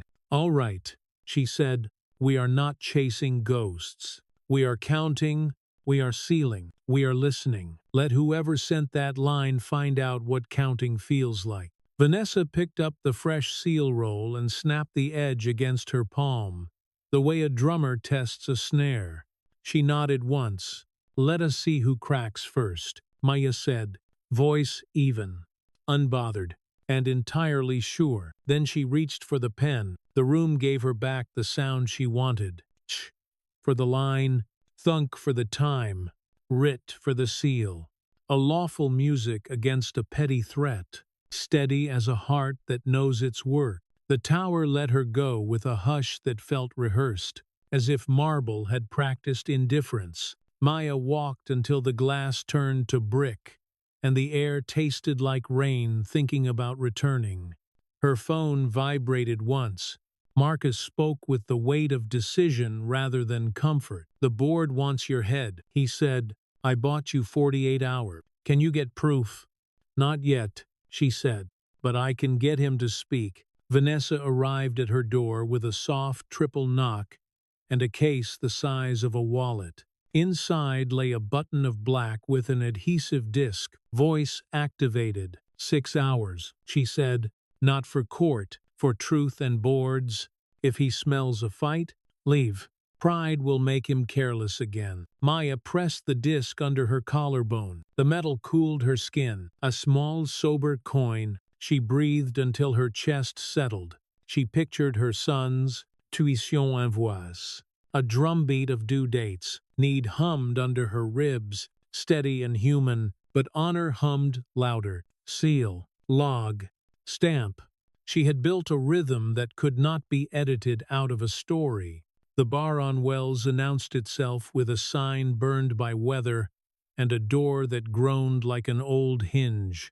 Inside, the fridge behind the counter breathed a low, tired wheeze. Bottles chimed when glass kissed glass, and the television above the shelves moved silently through highlights. No one watched. The room wore end-of-shift mercy. It did not demand smiles. Maya chose a corner booth with light that would not interrogate. She held a glass for show and kept her hands under the table to hide the small tremor that came not from fear, but from calculation. The recorder warmed to her pulse. She hoped it did not hear her heart. Brad arrived with a step that tried for ease and landed on performance. His tie announced promotion. His jaw announced victory. His eyes sought reflections that would applaud. He saw her and arranged surprise. "Maya," he said, voice dipped in sympathy. "How are you holding up?" She did not lift her chin. She let her shoulders soften until she felt smaller. She let tiredness sound true, because it was. "How do you think?" she said. "I am out. My boys think their mother is a thief. Rent stares at me like an accusation. The stamp sits on my desk like a joke." He folded into the booth, satisfied and predator soft. "I am sorry," he said. "The company has to protect itself." "Protect itself from what?" she asked, still quiet. A wheel that squealed. A gym fan that wanted a guard. A broom that stood straight. His smile sharpened. "It is not personal," he said. "It is discipline and focus. You made noise in rooms that run on quiet." The fridge behind the bar gave a longer rattle, as if the building exhaled ice. Somewhere to the left, 2 rocks glasses clicked. The room resumed its steady breath. "I did not come here to fight," she said. "I came to ask for a way out that does not ruin me. You speak to the board. I walk away. No lawyers. A neutral letter. 6 months of pay. I will not stand on a camera. I will not haunt your gala." The word reasonable bloomed in his face like heat. He leaned back and let his voice drop into the register. "Men reserve for confessions they mistake for wisdom. You were an experiment," he said. "A waitress in a boardroom because Marcus loves a redemption story that flatters him. Our partners hate it. Morrison hates it. You were a liability. I saved us. I redirected the wolves. Your credentials were a gift. Your door was often a little open. The logs came together if you knew how to make them rhyme. The company will thank me, and you will find a panel to tell your plucky tale. Everyone wins." Each word struck like ice on metal. In the spaces between his sentences, the bar breathed and hummed and clinked, a cold chorus behind hot arrogance. Maya kept her eyes low, her breath slow. the ache real. For a heartbeat she saw her boys at a kitchen table counting loans they should never have to count. Need pressed again. Honor pressed back. Immovable. She let silence sit and fasten its seatbelt. Silence made him nervous. He filled it with more. "You should have worn flats," he said, almost kindly. "Try to keep up." The fridge coughed. The bartender set a glass down hard. The television flashed a slow-motion play. No one would remember tomorrow. In Maya, something settled. A clean click.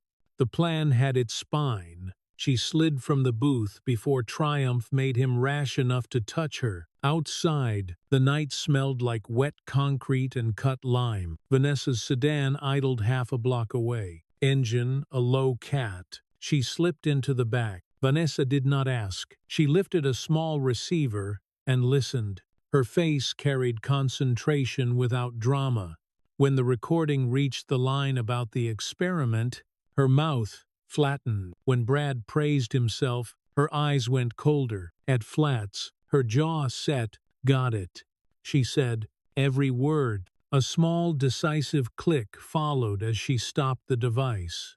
The car held a beat of clean quiet, the kind that makes a verdict feel heavier. "Now we bury him," Marcus said from the speaker. His voice was not loud. It did not need to be. It carried the steadiness of a signature on expensive paper and the promise of a schedule that would not change for anyone. Maya pressed her head back into the seat and counted 10 slow breaths, then opened her eyes on a city that could be cruel and could be kind, and was mostly inattentive until a story forced it to look. She thought of stamp to paper. She thought of tape to seam. She thought of the tiny white bite on a square watch face, catching light in a frame.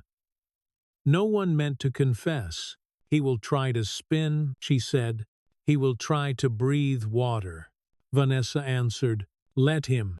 We will hand the board a tank of air and a transcript." Rosa texted with the blunt care of a sister, "You still alive?" A second text followed before Maya could answer. "Proud of you. What do we break next?" Maya smiled without softness. "We do not break." She typed, "We reveal. We stamp." They drove to Vanessa's office, where oak and glass had learned to host secrets they could no longer keep. Vanessa duplicated the file to 2 drives and printed a transcript on paper that made a serious sound when it stacked. She stapled the top corner with a punch that felt like a tiny gavel. She slid 1 copy into a folder for legal, 1 into an envelope for the chair, and 1 into a pouch for Marcus to carry on a plane. "Do you want to read it?" she asked. "No," Maya said. "I was there." Let the board hear him in his own voice. Let them hear the clink behind him, the fridge wheeze, the room that was happy to hold his arrogance. Let them hear how calm I was. Let them hear how sure he was. Vanessa studied her for a beat. "You did not tremble," she said, as if reporting a fact to be logged. "I practiced," Maya said. "Years of plates through a dinner rush. Years of men who thought a counter made them king. Years of rain and a radiator hiss and a child who needed soup more than speeches. Tonight was just another ticket coming up." I kept the pans steady. They stood a moment in the managed hush of the office, listening to the soft machinery of a building that assumed tomorrow would be like today. Maya felt the tape writ in her bone, the pen shh across paper, the stamp thunk square into the fibers. She felt the recorder's small memory cooling. She felt the metronome of 48 hours keep time against her wrist. "We are not finished," she said. "No," Vanessa said, "but the room has changed shape." They parted on the curb. The night had that city quiet, not absence but density, full of engines at distance and steel cooling and someone laughing behind a door. Maya walked the last blocks home. At her table, she slid the threat printout under the stapler and pressed metal bit paper and held fast. She poured water, took 1 swallow, and stood looking at the stamped copies of her promises to the gym, the pastor, the teens. Those papers mattered more than a gala stage. Her phone buzzed once. Marcus again, voice a touch rougher now, like stone sanded instead of polished. I listen to him and see the bored vote in my head. He said, "Sleep. In the morning we play him to the room. Pack your spine. The chair respects people who do not tremble." "I do not tremble," she said. "I know," he said, and hung up, as if to lock in the fact. Maya lay down with her clothes, still smelling faintly of old wood and citrus cleaner, and the bar's cold air. She let the day unspool backwards for a few breaths, then forward again into the room with leather and oak, where power liked to perform itself.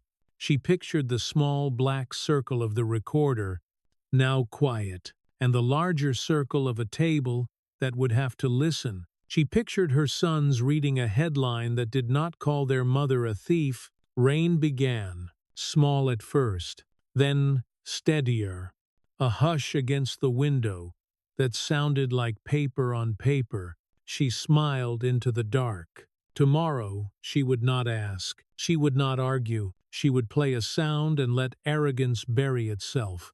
Then she slept, not long, not deep, but clean, under a beat that did not stop. 48 hours. Stamp. Thunk. Breathe. Rain ticked the glass like a metronome that would not indulge nerves. Maya dressed in resolve and paper, jacket smooth, folder squared, the recorder now quiet in its pouch beside stamped logs. In the lobby, Stone breathed citrus. The elevator gave one bright ding, and the doors sighed open. Her hails counted upward in even beats. Vanessa waited at the executive floor with a flat envelope and a single page that asked to be honored. "Chain of custody," she said, time in words. Initials in ink. Maya took the pen. The nib whispered on the line, a disciplined shh that sounded like a promise. She pressed the square stamp. The thunk felt like a heartbeat everyone could hear. Inside the boardroom, oak held its solemn shine. Leather waited like benches. The city floated pale in the glass behind a long screen. Jessica, from legal, set a stack before her, pages crisp, edges aligned.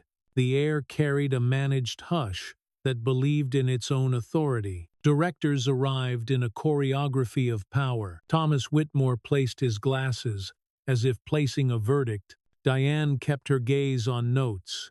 Benhovering. Brad entered with a lawyer in a gray suit, and the air dropped a degree. Marcus stood by the window, jacket open, purpose trimmed and steady. "They will come late to add weight," he murmured. "Do not lend them any. I brought my own," she said. Whitmore cleared his throat with a sound like a gavel in soft wood. "We are convened, Jessica." Jessica flipped her file.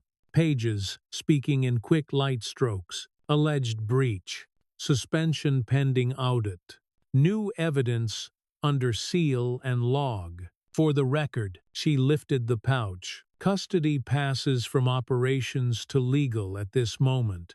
Witnessed by executive support and community relations, she slid the form across.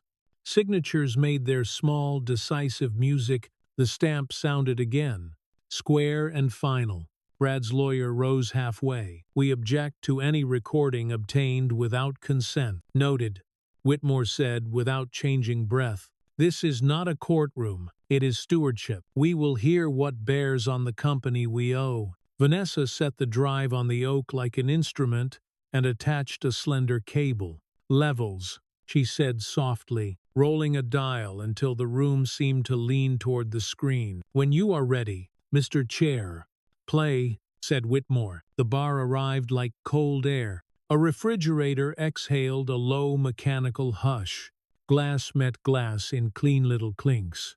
Somewhere, a television moved its pictures in silence over the soft breath of a room that did not care about truth. Then Brad's voice entered, warm with self-regard, lacquered with triumph. "You were an experiment. A waitress in a boardroom because Marcus loves a redemption story that flatters him. Our partners hate it. Morrison hates it. You were a liability.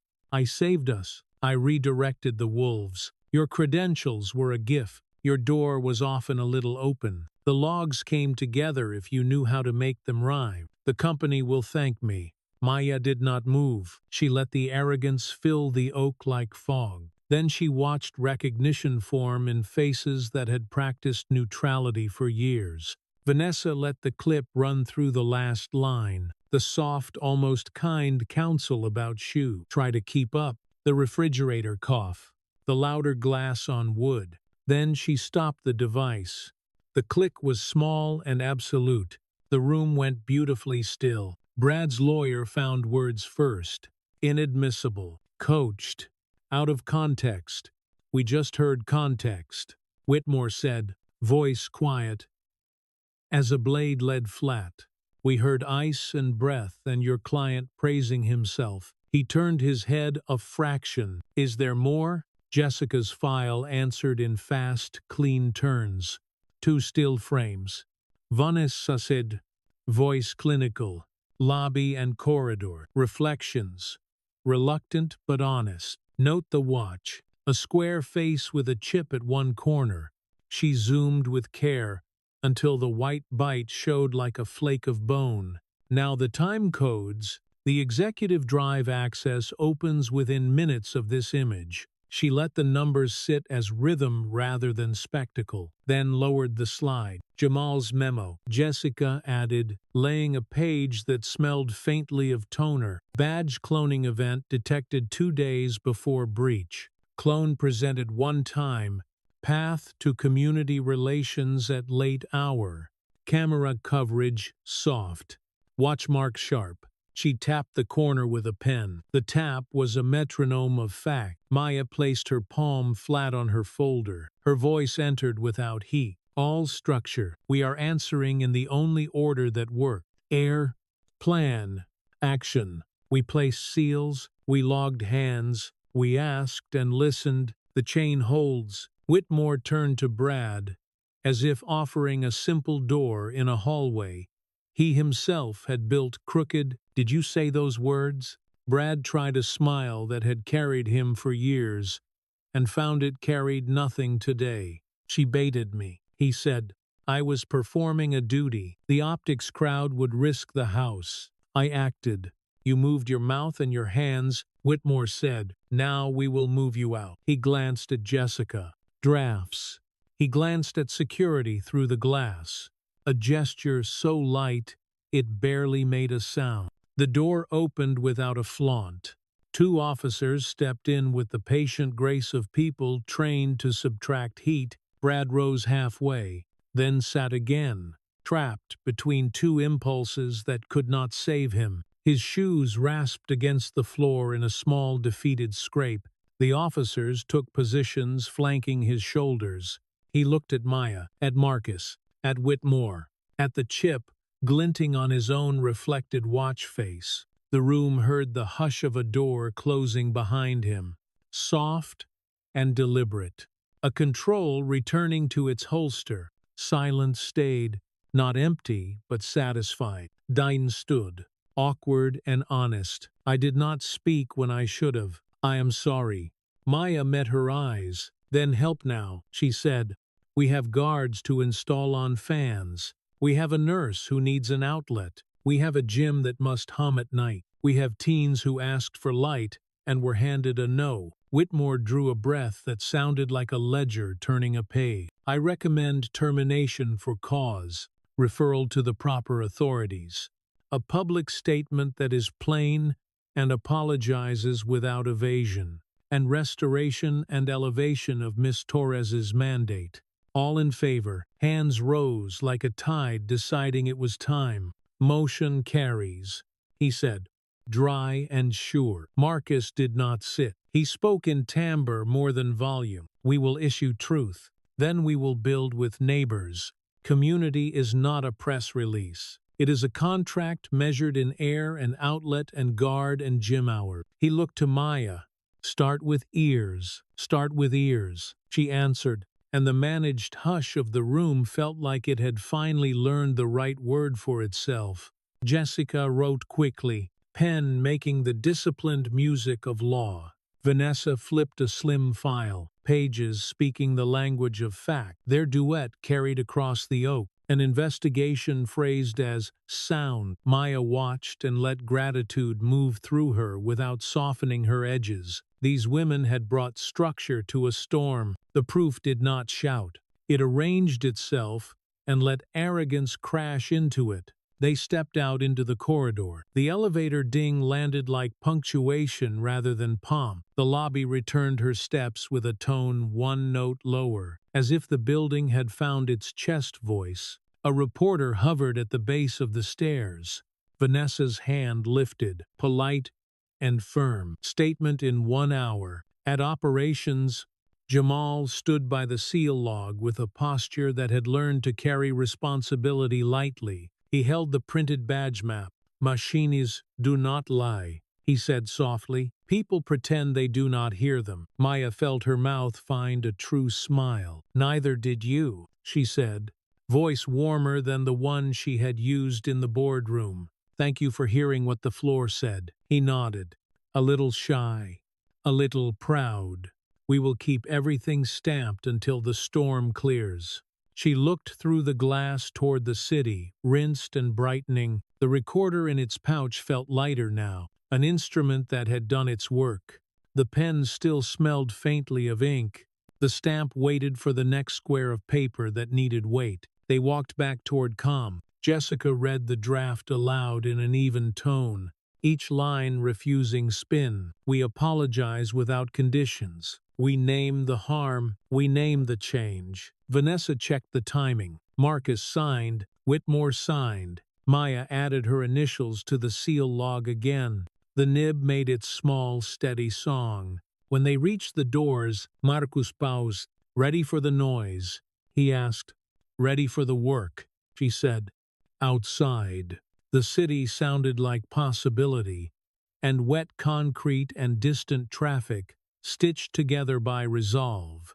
A sky, the color of steel, lifted. The door closed behind them with that same gentle finality, a quiet click that carried authority. Maya's phone vibrated once. Rosa, blunt as care, texted one line, "Bring your stamp. We are framing the apology on the wall." Maya laughed beneath her breath. Then she stepped into the day, into the noise, into the building of something clean. At 1 on the dot, the statement went live. No fog, no hedging, an apology spoken in full nouns. The last word left the screen, and the room held a small, clean hush, as if paper itself had exhaled. Vanessa lowered the laptop. The soft click of the lid sounded like a seal finishing its duty. Marcus checked his watch and rolled one shoulder. In the pause, you could hear the faint climate hum of the vents, the steady breath of a building that had learned to wait for orders. Phones began to pulse on a staggered beat. Editors, regulators, neighbors. The apology had been engineered to be a door, and you could hear hinges turn in the way the buzz rose and settled. "We start before they frame us," Vanessa said, voice calm and level. "Town hall at 4. Fix list posted before sunset. No empty rooms. Then we meet people," Maya said. At 2:30, she stood in the small studio upstairs. Lights made a dry warmth on her cheeks. The camera watched like a single courteous eye. The producer counted down with quiet fingers. 3, 2, 1. Maya kept her voice even and close. "You read the statement," she said. "Here is the voice behind it. We failed. One of us harmed one of us. We sealed, logged, and found the truth. Now we build habits that cannot look away. Guards on fan housings. Posted gym hours with names, not just times. A clinic night. A number that rings to a person. Come if you need us. Come if you are angry. We will hold that as well." The red light died with a gentle blink. In the control room, a single chair creaked. The producer wiped one quick tear and returned to sliders, as if grief and competence could share a hand. 4 o'clock arrived with the bright ding of an elevator and the muted thud of people taking seats on bleachers. The gym smelled like rubber and cleanser, and that faint metal note old scoreboards give off for years. The room settled into a living hush. Maya lifted the mic and let silence sit one heartbeat longer to belong to the people who had filled it. "Mrs. Carter," she began, eyes on the third row, "your outlet is in and guarded. Coach Alvarez, after hours access, has a roster tonight. Jamal, your audit will publish at 7 with before and after frames." A man with paint ground into his jacket stood and smoothed a paper slip against his palm. His voice carried a scratch of long days. "My boy got cut on a sharp gate last month. I taped it myself. Will that change?" "Yes," Maya said, and the word had weight. "Gate shaved and capped by morning. Incident form posted in 3 places. And on mobile, if a cut happens and no one logs it, you call this number and ask for me by name." She spoke the digits, and the room listened to the quiet scratch of graphite as the man wrote, "A nurse in night shift." Scrubs raised a hand, tired and steady. "Any chance of a safe walk window after midnight?" 45 minutes, lights on, no surprises. "Yes," Maya said, and you could hear relief leave the nurse as breath. Through it all, Vanessa stood at the side like a metronome of order. When speakers overlapped, she lifted a palm and the room found its tempo again. When answers needed time, she said time, and gave it. Calm did not scold. It arranged. Back upstairs, a reporter posted the apology with a headline that used the word plain. Another said costly. A third said necessary. Morrison's public note asked for a review of values alignment in language that sounded like an old clock, striking noon in a different room. Then the second beat hit. At 4:48, Maya's phone vibrated with the light ping of a text. "Stop digging where you do not belong. We all have ceilings. Do not test yours." She looked at the words once. The gym track clicked under shoes.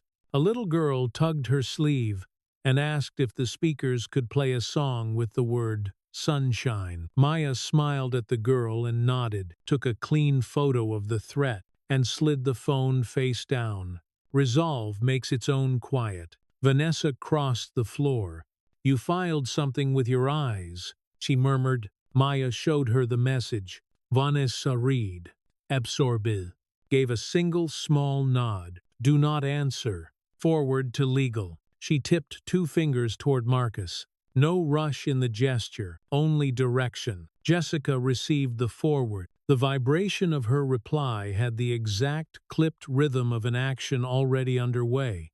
At 5, the bar audio found a wider river. The refrigerator hum, the glass clinks, the self-congratulation that could not survive its own echo. At 5:15, a cut for clicks tried to sand context away. The original rose with it. Time stamps like stones in a bed. Arrogance could not outshout its own recorded air. 6 o'clock brought the town hall's second act.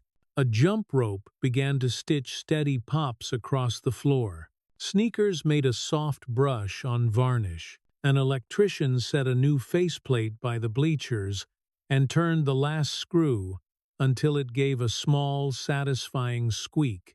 In the new brightness, kids chanted and laughed, and the gym gave back a sound that felt like a future found. While the city warmed to the work, the boardroom paid off the setup with sound. Brad had insisted on one last appearance. His lawyer wanted softer nouns and sealed files. Whitmore called the room to order with a throat clear that landed like a quiet gavel. Jessica placed the printed text message on the oak and smoothed it once. The paper answered with a dry whisper. Vanessa set the recording device beside it and touched the stop-start button so lightly that its click sounded enormous. Marcus counted in his head, and his right hand made one crisp knuckle click. 10 seconds to allow anyone who needed dignity to find it. No one did. Brad's palm hit the table in a flat slap born of habit rather than courage. The sound went out and died against the glass. "You framed her, and you threatened her," Whitmore said, his tone quiet enough to make the vents seem loud. "The company answers with action. Employment terminated for cause. Referral to federal authorities. Statement with names and verbs." The room held its breath. There is a kind of silence that exists just before a fall. You could feel it in your teeth. Security entered with that precise cadence that carries lawful weight. 2 officers. No rush. No performative noisy. The measured thud of trained steps. Their presence filled the door with calm. Brad's chair scraped in an ugly protest as he pushed back. His shoes dragged on stone in a sound that admitted more than words. 1 officer stepped to his right, the other to his left. Their footsteps remained even. The old executive rhythm had nowhere to hide. Vanessa did not look away. "For the record," she said, voice level and clean. "Termination announced and acknowledged. At times, certain access revoked. Badge deactivated.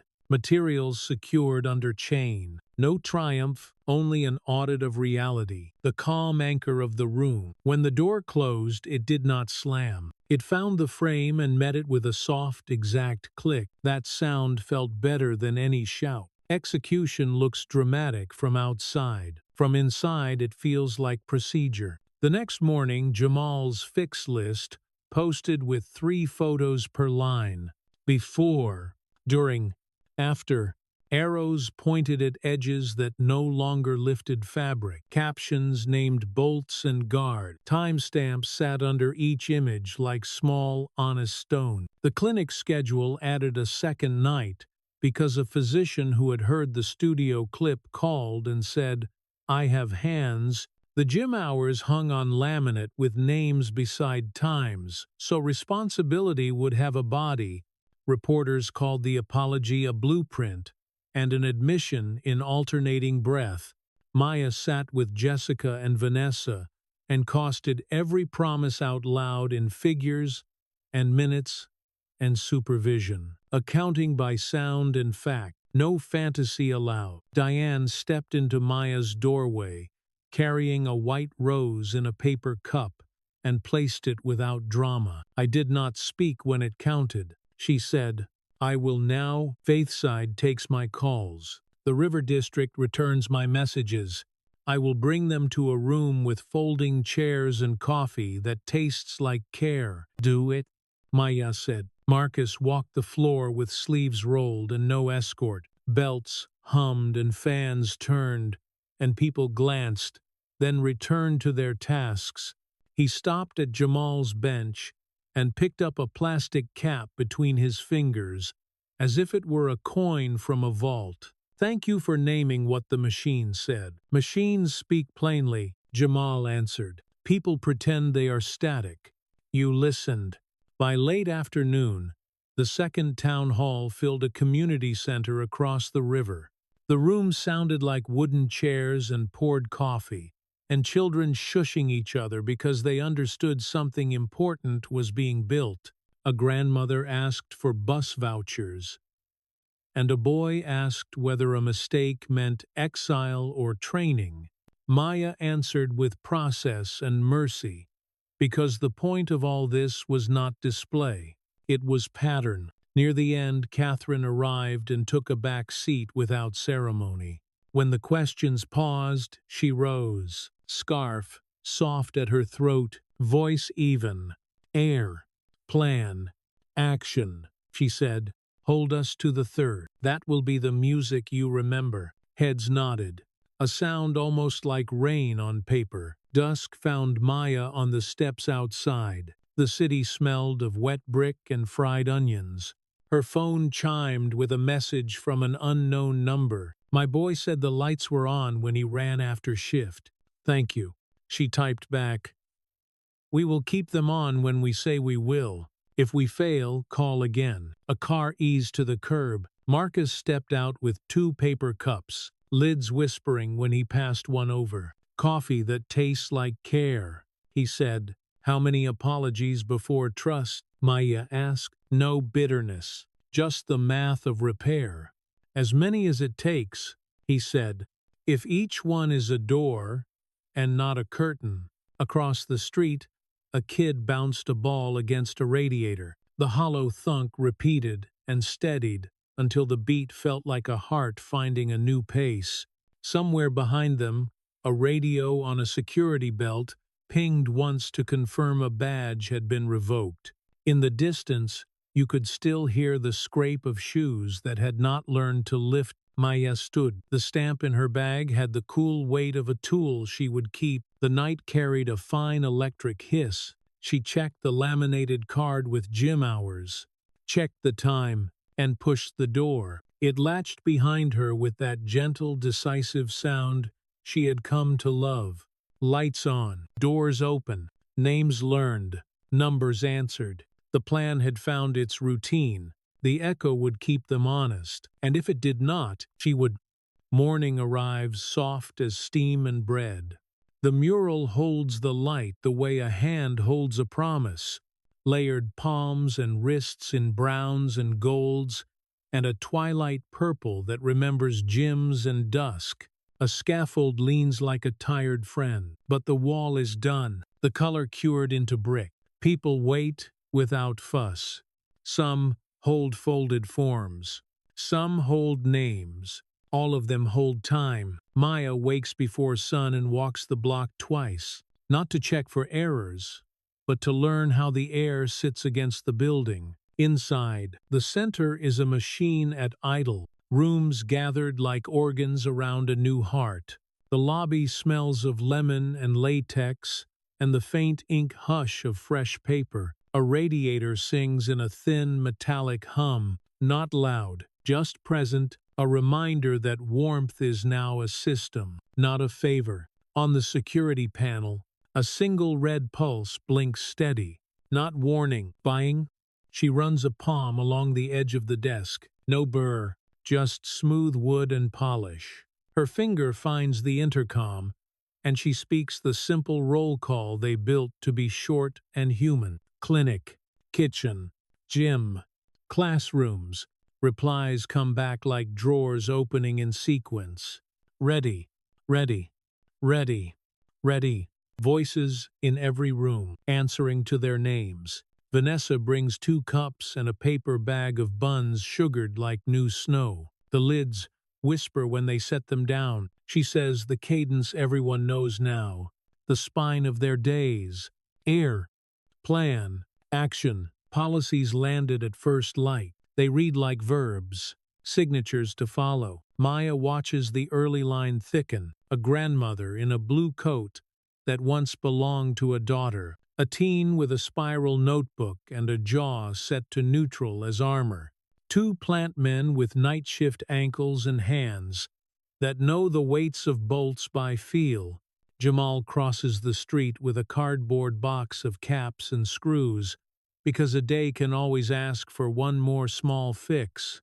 Marcus sits in his car with the engine off and listens for a moment. Beyond the glass, the city moves in low gear. In memory, there is a far siren and a wet wind that once slid down a dark street, the rain in his chest like a fist, the empty corner where he left a child to wait. That old weather lifts in his mind and then disappears beneath the simple quiet of the present. No siren here, only the radiator's thin hymn, the soft rasp of ink. When he signs a form, he pockets a short roll of blue tape to keep a sign flat. He carries keys not as status but as a promise to be on time. Diane greets at the gate and uses first names as if they are handrails, steady and close. Her shoes do not ask anyone to step aside. Jessica comes without the courtroom face, a yellow pad for catching the pieces policy misses, a pen for verbs. Catherine arrives last and does not take the front. She slips into the crowd and lays a palm on the old brick as if brick can feel a pulse steadying under it. The ribbon is a simple bright line, tied between two poles. No velvet, no stage, just a thin thing to be parted so people can pass. Scissors rest on raw wood that still smells faintly of sawdust. A child raises a phone for the small glory of documenting a beginning. Maya steps forward. She does not hunt cameras. She looks for faces and finds the nurse from night shift and the man with paint on his cuffs and the girl who once asked for a sunshine song. Near the steps stands Lily with her crutches, dressed in new stickers that shine like a quiet joy. The sight of her moves breath inside Maya like a tide that knows its shore. We built rooms, Maya says, and the mic makes her voice low and near. Rooms are not a life until people use them, use us, for training, for childcare, for a chair after a shift when you need to ask a question that is heavier than rent, for the promise that a door will open and a phone will answer, not to a maze, to a person. We will make mistakes. You will tell us. We will fix them. That is the whole contract. She does not list donors. She names hours. She names nights and names who holds the key. She reads a number and pens move. A dry weather of graphite on paper. Marcus takes the scissors and does not offer a speech to compete with bread and work. We promised light. He says, we promised a door. Hold us to both. The snip is small and clean, satisfying the way a knot loosens without fight. A child catches the ribbon tail and ties it around a wrist like a flag. People move in. The lobby absorbs voices without echo. The ceiling tuned to keep sound kind. The gym answers with the soft percussion of sneakers and the polite ring of a rim with no net. The kitchen clinks and sighs. The clinic closes a cabinet with the confidence of a hinge properly chosen. Mid-morning brings cameras that do not crowd, curious and measured. Maya shows what exists and does not hide what is still rough. She pauses before the laminated gym hours and taps the glass. Behind it, on the panel, the small red pulse answers with a single blink, as if to say, I am here, and I keep track without vanity. At noon, the plant break bell sings its tin song far away, and workers appear like muscle memory given feet. A man touches the wall with his palm the way you test a weld, looking for a seam that should not be there. Another leans into the child care doorway and takes a breath he has been holding for years. The breath leaves him as a nod that starts in his ribs and moves to his chin. Jessica sits with a grandmother over a bus voucher form and asks questions until the form carries a life, not a classification. Afternoon finds all the rooms moving. A shy boy runs a finger along the mural's lowest line. Pleased by the river texture of dried paint, a councilwoman who had come to audit finds herself speaking more softly than she planned. Whitmore stops by near dusk. Na flourish. A pen to sign a policy he signed in intent at sunrise. Behind him, the gym thuds with a jump rope, and the clinic printer hums, and a child care worker sings a settling song in a voice that folds the room like a blanket. By then, the sound collage of the day has built itself, small and patient. Children laugh from a far room. Pencil leads scratch short lines on lesson plan. A phone dings in a back office without urgency and is answered by a hello that sounds like a name remembered. Through a window, the outside world slides by with its old weather, traffic and wind, and the occasional distant horn. But inside, the radiator keeps singing the thin, true note of warmth, and paper drinks ink with that soft rasp. That means a decision turned into a record. Near closing, Lily finds Maya at the fourth-floor doorway. The adaptive room breathes like a space that understands courage, needs rail. The handles are hung in rows. The bars are set to a height that says, "Begin where you are." The air smells of vinyl and cotton, and a clean sweat that belongs to work without shame. "Watch," Lily says, not asking for pity. She rests the crutches against the wall. Palms, the bars, centers her weight. The world slows to the honest clock of muscle and breath. Left, right, pause. She takes a step that is the size of a block, and then another that is the size of a season. She stands, laughing and crying at once, and looks at Maya with a face that says she remembers rain and fear and a diner light. And the first time someone asked if she wanted extra marshmallows, Marcus stands behind them with his hand on the cool bar, as if to borrow its steadiness for a moment. In him the old siren flickers once and dies under the radiator's hymn. He thinks of signatures, of clauses that make safety a line item that cannot be shaved, of budgets that lift roofs instead of share prices. He thinks of writing procedures the way people used to write strategies, with rigor and appetite. The skill that once built wealth turned toward rooms. They go to the window. Below, Jamal places a bucket by the mural, like a period. Vanessa speaks into a handheld, and somewhere a light above the back entrance warms on, just as dusk would be cruel without it. Rosa sends a picture from the West Side kitchen. A foil pan of lasagna steams. She writes that the new spice labels make volunteers bolder, and somehow everything tastes more like itself. Maya smiles and tells her to leave a portion in a box with her name and a fork. The reply arrives with laughter typed into words. Paper waits on the reception counter. Marcus picks up a pen and writes a list for the morning, not to feel busy, but to bind promises to an order that can survive rain and distraction. The nib whispers against the page, titles of rooms, names of people, times that will be kept. He signs the bottom, and the ink darkens and sinks as if the paper were thirsty for this exact habit. Maya walks the rooms as lights lower to evening. In the gym, she bounces a ball and listens to the echo that is not grand, only true. In the kitchen, she lifts a lid and lets steam kiss her cheeks. In the clinic, she straightens a chair a careless inch so that fear will not have any help. In child care, she tucks a blanket corner that wants to wander. She pauses at the lobby to press her palm to the glass above the red pulse.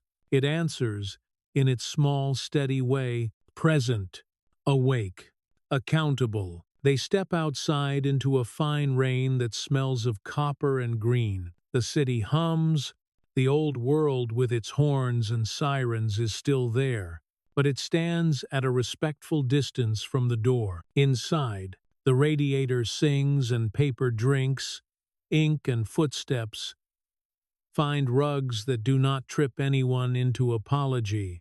Marcus lifts his face to the rain and laughs like a person who learned a language late and now dreams in it. Maya locks the outer door and pockets the keys. The sound the lock makes is not a barrier. It is a vow spoken backward. Tomorrow will bring complaints and petitions and a printer that eats paper and a victory that no one will photograph because it is small and real. They will answer with rooms and names and the quiet weight of stamps placed where they belong. The mural drinks rain and does not bleed. The scaffold will leave when it is ready. The hands painted there do not need it anymore. They stand a moment longer in the doorway's spill, listening to the alive hush that follows a day well kept. Then the door eases shut on its closers, and the building breathes out a last warm sigh into the night.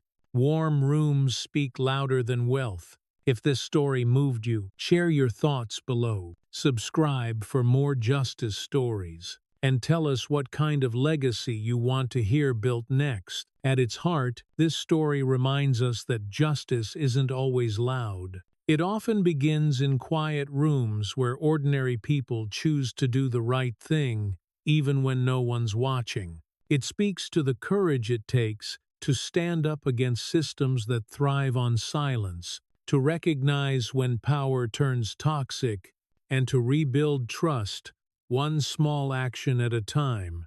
We've all seen moments when keeping quiet felt safer, when going along seemed easier. But as the saying goes, the truth may be delayed, but it never expires. Every voice that dares to break the silence chips away at the weight of fear, and every act of fairness, no matter how small, becomes a ripple toward change. For anyone who has ever felt unseen, unheard, or underestimated, this story says, you are not powerless. Dignity isn't given by position or wealth. It's something you earn by staying honest when the world tempts you to look away. True strength lies not in domination, but in decency, like gold tested in fire. Character only shines brighter under pressure. If this story touched you, take a moment to share your thoughts in the comments below. Have you ever witnessed someone quietly doing the right thing when it mattered most? Leave a like if you believe integrity still has a place in today's world. And subscribe for more stories that blend drama, truth, and reflection. Until next time, may you find peace in the simple act of standing tall, even when the storm hasn't yet passed. And may the warmth you give return to you 100-fold.